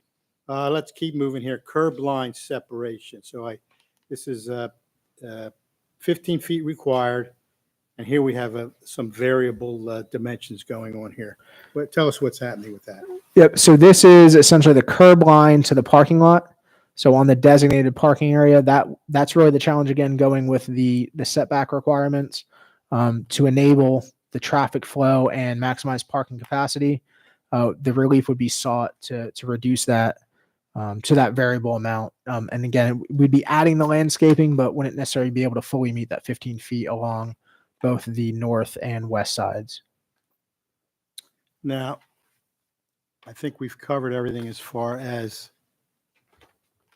the variances that we're seeking. Now, the primary driver of this, as we've conceded, is the unit count. Is that correct? Correct. I mean, you could put one little building in the middle here, one little apartment with one unit, and you could do that physically. Is that correct? We could. And why wouldn't somebody do that? So we did evaluate the potential of shrinking the building to meet. So our first drawing was how could we meet all requirements? In doing so, if we were to shrink the building by 15 feet side yard to meet, it would essentially eliminate about 7,300 square feet of livable space. So it's about, let's see here, I've got. So we did the calculation on the west side. It's 15 feet by 76 in length. So it'd be 1,140 feet per floor. At 3 floors, it'd be 3,420 feet of livable space. East side is 15 by 87, which is 3,915 square feet of livable space. So the reduced building size would go down 7,300 square feet. We then evaluated, how many units would that be? So versus being a studio and 29 one beds with 7 twos, we going too quick. Well, you're using too much vernacular for the record. So We would go from 37 two bedrooms. Yeah, 7 Okay. 2 bedrooms and essentially the equivalent of 31 beds. We could end up with 25 total units, with 5 being 2-bed and 20 being 1-bed. So we could move to 25 units. Our next step in evaluating was, where are we as far as cost goes? So we first looked at just strictly fixed cost being our number one consideration. So we have fixed cost of around just under 2.3 million to date. So we had a 789,000 purchase price.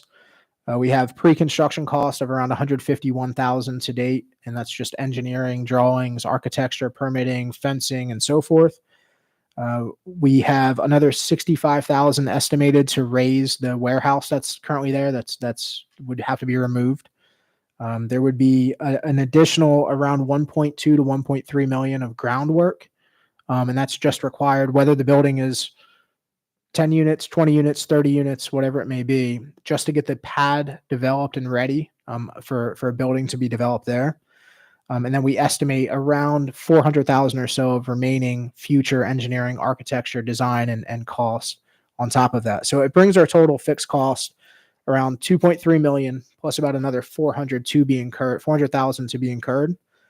So then we just strictly looked at that. We can't do anything about that. That doesn't matter on the building size. We then looked at variable cost of the actual construction. So the estimated cost of the building itself is around $180 per square foot. So when we look at the existing structure, the proposed building is about 38,200 square feet of total space. It would be around 6.8 to 6.9 million in building cost. That puts our total cost at 9.55 million. So our cost per unit at 37 is 258,000 to build and develop. If we were to shrink the building to meet the requirements and go to the 25 units, our variable cost of the building itself remains the same. So we move from 6.8 million to 5.5 million to build. However, given the unit count and the fixed cost, our per unit cost goes up 27.5% estimated from 258,000 to 329,000. And then we simply just looked at the added cost per unit. So it's about $71,000. To carry that debt servicing is about an impact of $5,000 to $6,000 per year in debt cost. Our profitability estimate per unit is about $4,000. Adding $5,000 in cost puts the profitability in red. So it makes the project not feasible. So that's really where we got into the struggle of attempting to configure a building to the setbacks and still get the unit count that would just enable us to meet the cost requirement, and the fixed cost being a big component of it, of just getting the building regardless of size already. Okay, yeah, well, I'm going to do something that might be a little unusual here. Given that the relief that we're seeking is dimensional in nature, and that case law, which I'm sure you're familiar with, going back to Hertzberg and working its way through the system, in a case such as this, where we're dealing with older properties, rehabilitating older properties and so forth, seeking dimensional variances, it's now relevant to look at the financial hardship, the increased cost, those types of things. Those become relevant in considering the hardship. That's really, coupled with the irregularity or the irregular shape of the lot, the slopes that we have to deal with, the traffic patterns, everything else that we're dealing with this particular site, the unit count is a driver in whether or not a project can be built here, realistically or feasibly. So what I'm going to do is I'm going to pause now, because this is pretty dense stuff. And before you do that, with your permission, I'm going to jump in because Yep. historically zoning hearing boards have considered requests for variances, even dimensional variances, based on the concept of hardship, Right, with economic hardship being excluded from that. right. You're referring to a Pennsylvania Supreme Court case that seems to be different from that. And I'd Right. like you to make sure we have for the record what that case is and what that citation is and exactly what it says, so that this board knows that it can consider the economic consequences of this property as a hardship while they look at the grant or denial of these variances. Be happy to do that. So, and I'm going to use my phone because that's where I have this information in here. It starts with the Hertzberg versus the Zoning Board of Adjustment of the City of Pittsburgh, and that citation is 721A second 43. That's the case that's a Supreme Court case, and that's the case that upset, if you will, the notion that regardless of what you're seeking in front of a zoning hearing board, don't talk to us about financial hardship, talk to the hand. They said no. They distinguished between use variances, dimensional variances.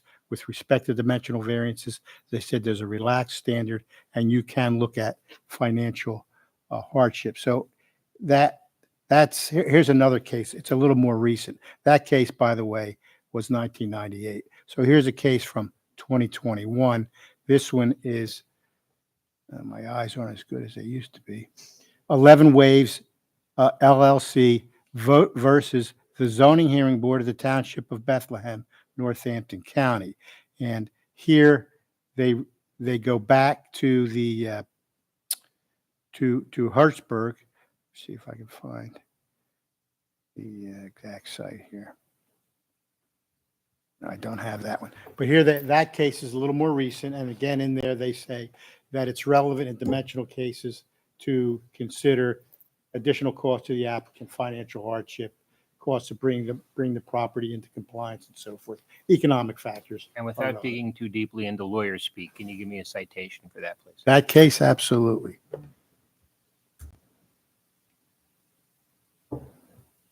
That's over here.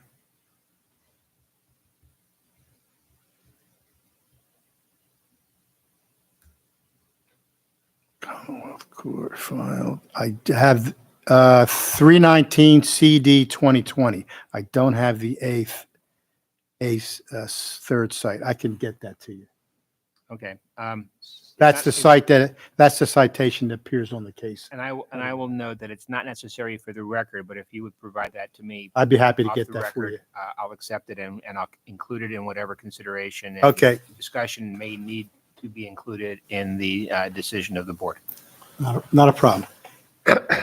And so the reason I wanted to pause here is because I think this is all going to turn on this. Obviously, as I said at the outset, you could just put one unit here, 1 2-bedroom, as a practical matter, and meet the setbacks and the parking requirements. That should be intuitively obvious. So why are we here? We're here because you really can't develop the property in any reasonable fashion, even with that 1-bedroom. That would never justify the cost of removing what's there, fixing what's there, and bringing it back to a usable condition. You have to get to a break-even point. Believe the numbers here that David has gone over, and I asked him to do this. I know oftentimes you get people to come in and say, well, it's not feasible. I can't do it if I don't get the relief. End of story. Take my word for it.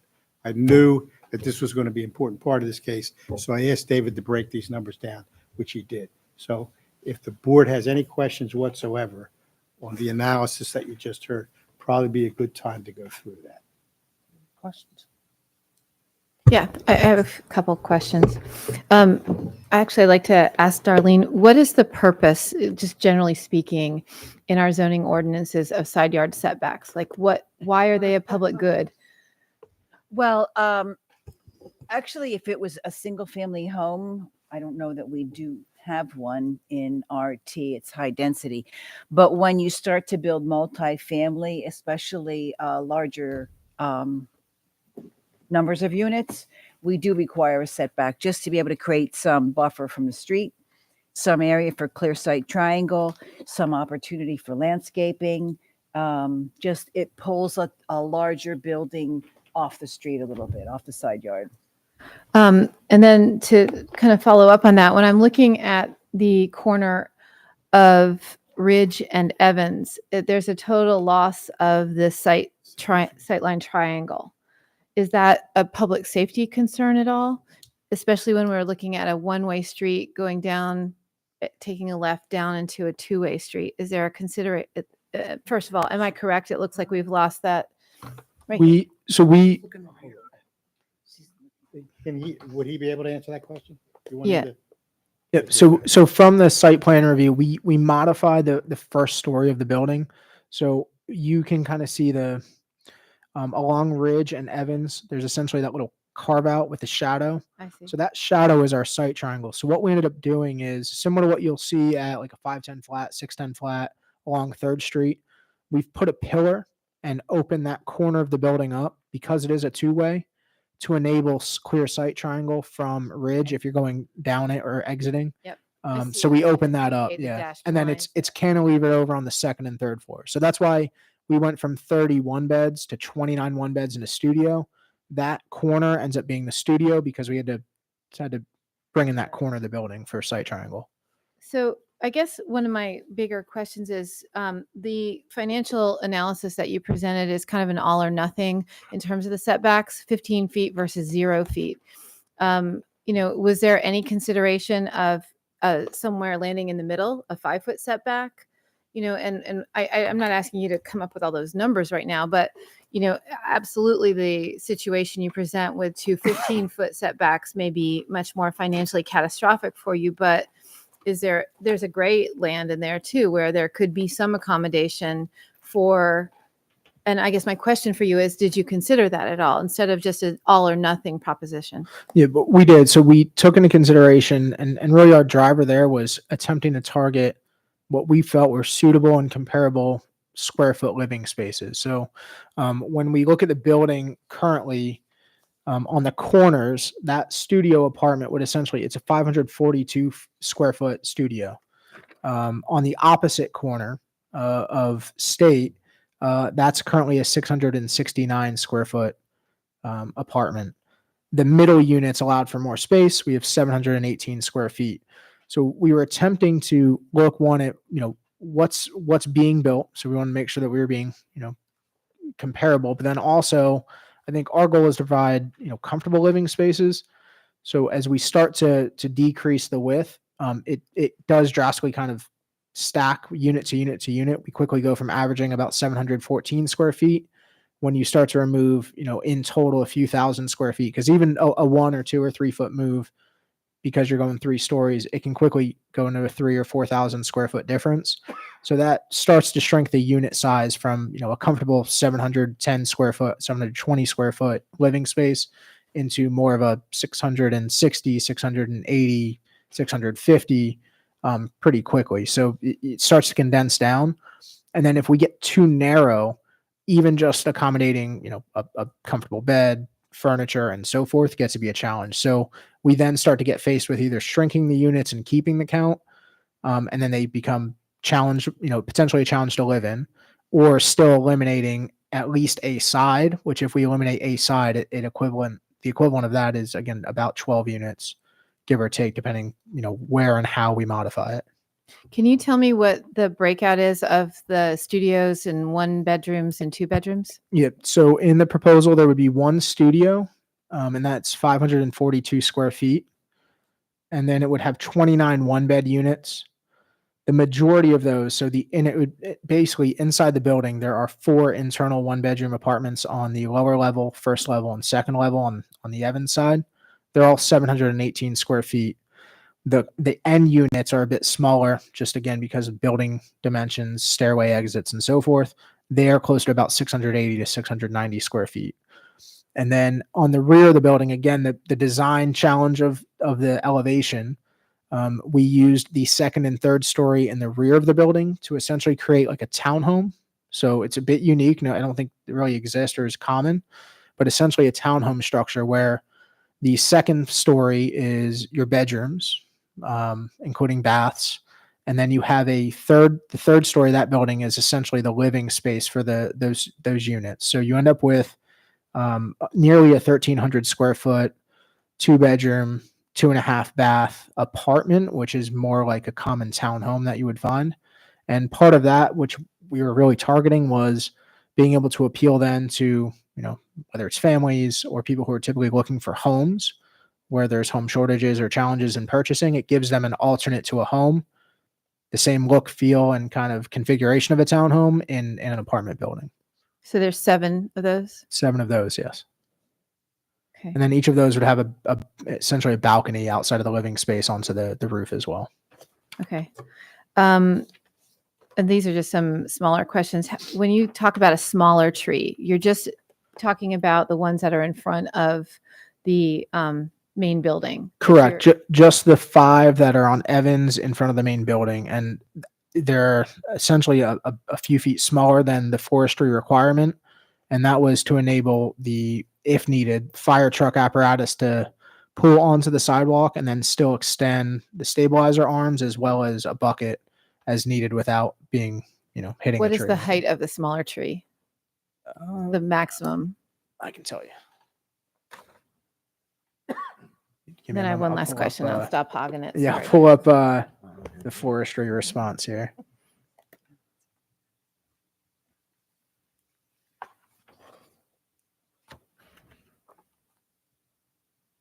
Forestry.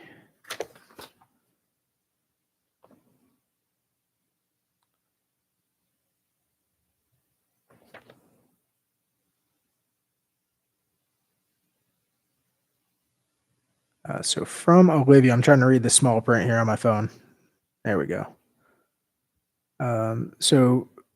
Olivia Teal's response was suggestion to meet the street tree requirements, but also accommodate the fire access would be to plant smaller trees from the Group 1 approved tree list.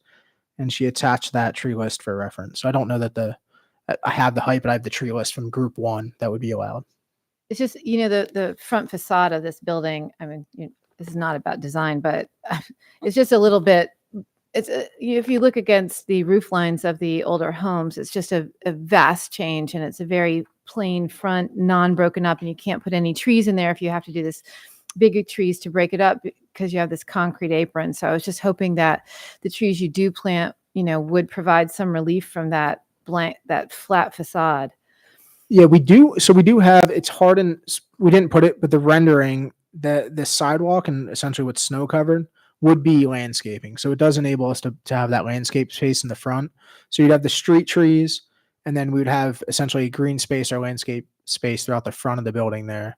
And then there are some dimensions that we did try to add as far as, kind of the building itself. So each corner is essentially stepped in there, and then the entryway as well provides some, we attempted to provide some dimensions to break that building up along Evans, and then the same on State, just with some of that offsetting and cantilevering, trying to create at least some dimension there. Yeah, I mean, that facade is, I don't know, I perceive it as more relief. Then my last question is, I would have liked to have seen a rendering from Mechanic looking down State, because this structure back here, I just wonder how it's going to influence the rest of the neighborhood.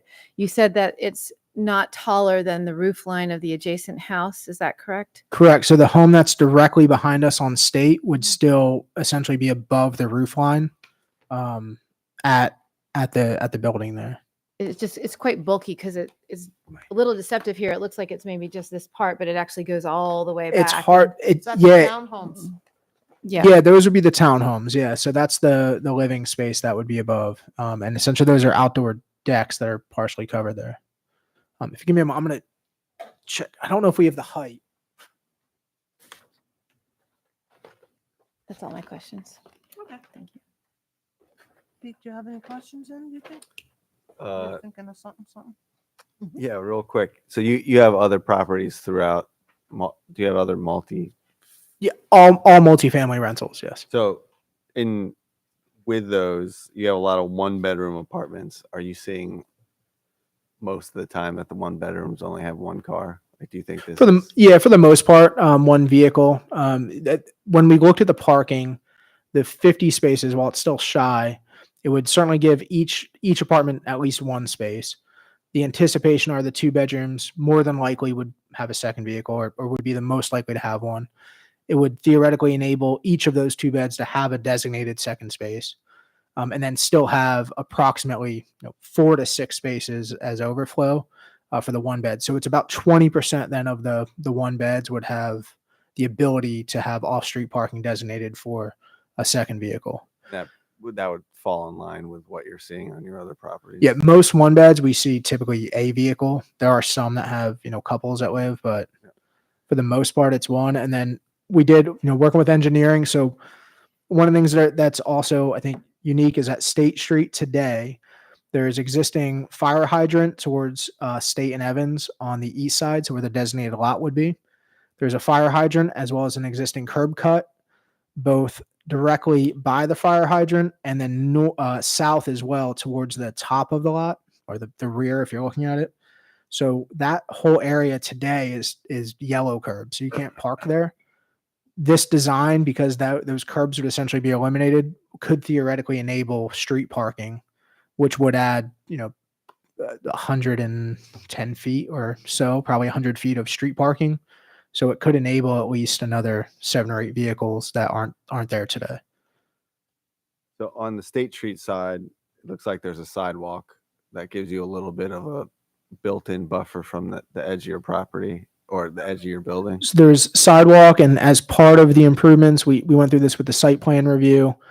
We would be removing and repairing and replacing the sidewalks as well because of the damage caused from the building collapse. All right. And then on the Ridge Street side, is it just right up next to the street? So today, the parking lot flows. There is no curb. There's no barrier. There's nothing. It flows directly into Ridge. So right now, it's just our fence. That's essentially the barrier. We did discuss with engineering, and we'll finalize it. But I think the proposal was a curb, if nothing else, so that for snow removal and just apparatus moving up through there, you're not directly up to the building. But that either way, our foundation as well would be high enough from that building. So there's not going to be a curb on Ridge Street? There's currently no curb on I Ridge mean, a Street. sidewalk. not There's gonna no be a curb or sidewalk? sidewalk today. And yeah, that's something we propose. We spoke with engineering on, and I think where we anticipate settling is at least a curb or something along those lines. But today there's no, the only sidewalk that exists, I believe, is on the opposite side of Ridge. I don't even know if that's there. Doesn't look like it. I don't know if we have the Google, I think the Google map will show Ridge. There's a partial sidewalk, I believe, on the opposite side, but that's it. And you see all the vehicles today parked there, and technically it is no parking as well. How are you accomplishing the curb? Is that the side with It would sign? it would essentially run just right up with the building. I mean, it would be if I can refer to my engineer too, if it just to confirm. So like a 6-inch curb or something like that. But I'm not sure. Yeah, so 6 or 8-inch curb that would be installed there. High But the or wide? wide, yeah. Okay. There's really not a space space to put so like we met with engineering. There's if you put a sidewalk on that side, you won't be able to get a vehicle through Ridge. And you're working with the engineering department on that one? Yeah, they reviewed the site plan that we had submitted previously. So the other thing I get concerned about with density is like your building, I'm going to call it consumption. What kind of, do you design with any kind of high efficiency fixtures, or how are you heating your building? Like what is your MEP design, and does it take into account for being a denser building with more people using more utilities? Yeah, if I can, I will refer to my probably my architect engineer on some of that. But Okay. yeah, we have not gone into full scale MEP just because we don't have any sort of approval, so we haven't gone that far yet. You, come here. Come down. Scott, you good with that?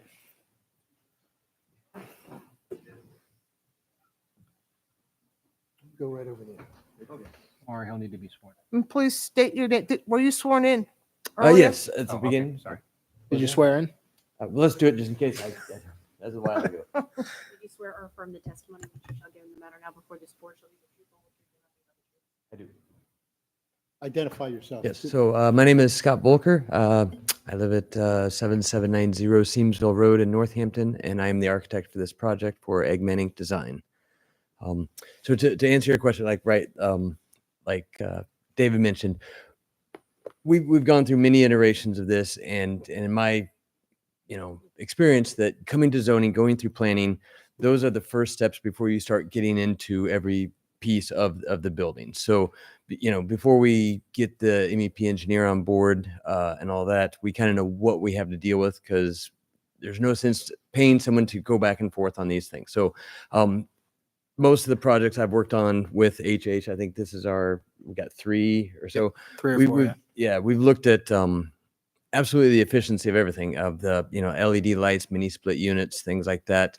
And in talking to this again, budget always comes into a factor. But David has mentioned, we would, even if we don't get the exact LEED certification, we would like to follow a lot of the LEED guidelines and the green building guidelines and things like that for this, because we do live in a society that's, kind of overly consumptive of these things. And so we're trying to be mindful of that, and any thing we can do, like we're actually increasing the porous surface. So we're decreasing the impervious surface of what you see now, things like that, to help the environment and things like that. So, Yeah. So typically in our projects, we do high efficiency appliances, high efficiency windows, high efficiency heating, cooling through heat pump. So that would be our target to continue that. And as Scott said, I think part of what we also consider is trying to increase or decrease impervious and increase green space. So on the existing lot, 100% impervious, we'd be adding the landscaping throughout the front. And then as much of on the parking lot, also currently 100% impervious, we would be providing the landscaping, the trees, some of the flower beds, curb setbacks, and so forth as well. So if we had a stipulation that stated something to the effect that we would like it designed efficiently, that would be okay. I mean, absolutely, but I think you would have to. Fine. I mean, right? Yeah, we need All some. right. Well, Yeah, like so- if we got into LEED, so like we've looked I'm at not gonna- challenges yeah, of well, I would LEED never say lead. I would certification. never say lead. Okay, Right. yeah, there's some challenges with that because we evaluated that as an option and ran into a couple challenges just with the formal certification process. But I think if you want to make the recommendation, these guys will, I don't know how you would put it in a forcible condition, but I think they would pay attention to that. Okay.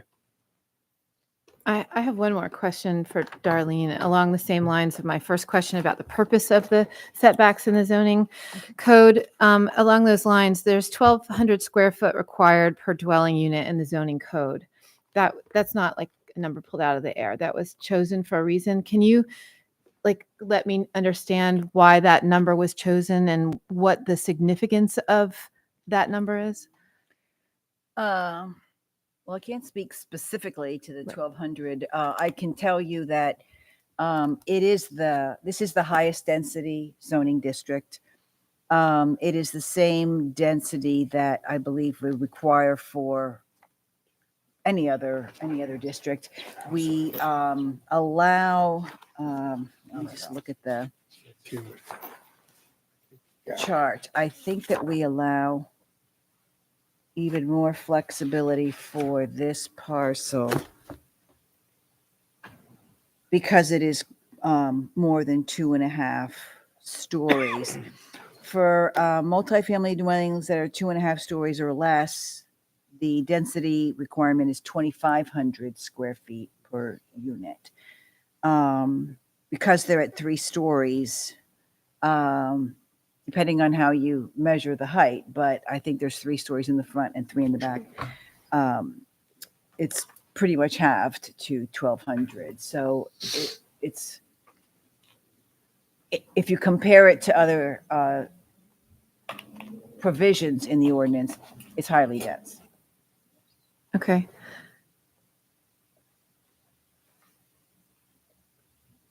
So even if you were to include so have you ever considered another site of parking, like as part of that square foot? Is that commonly done?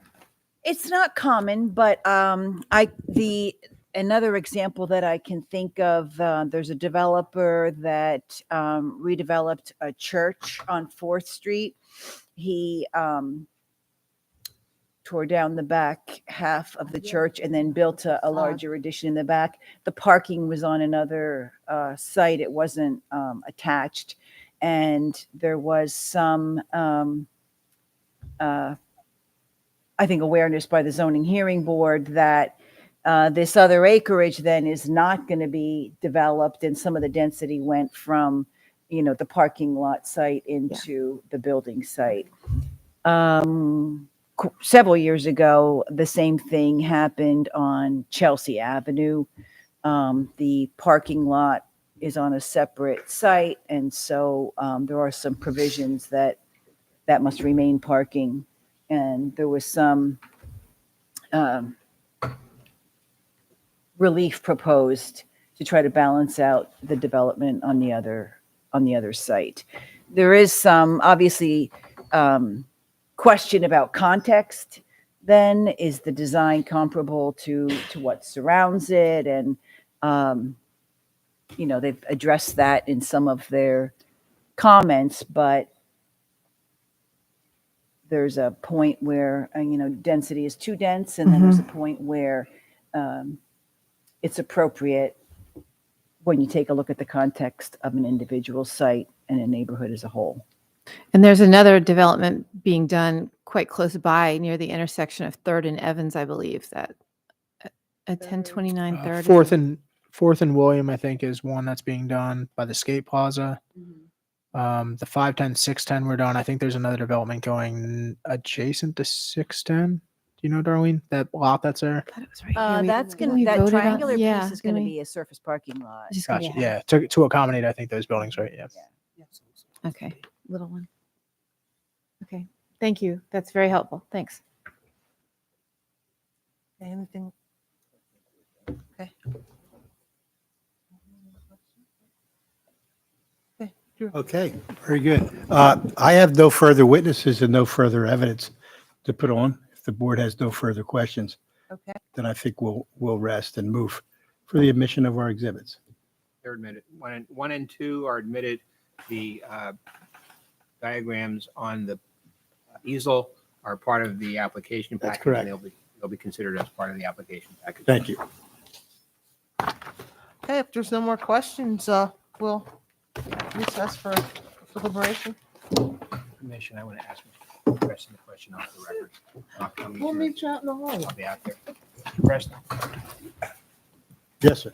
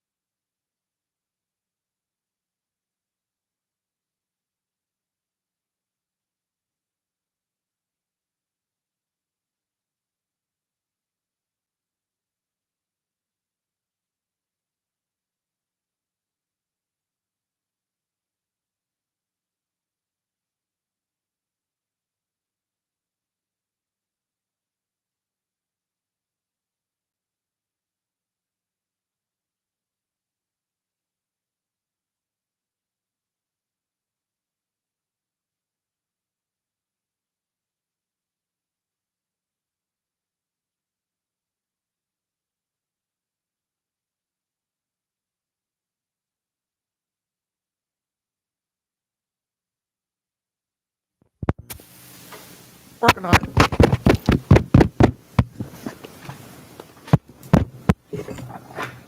Are we on? There we Yes. are. We are now. Sometimes it just takes a moment. Okay. Madam Chair, with your permission and with the permission of the other board members, I'm going to ask for two motions tonight because there was a request for a special exception and also a request for a number of dimensional variances. So I'm first going to ask the board for a motion relative to the request for a special exception with regard to the parking requirements. So I'd like to make a motion to approve the special exception for parking requirements with the condition that only tenants or Yeah, only are tenants. only tenants are allowed to park in the spots, or anybody in perpetuity of the building can park there. And additional spaces.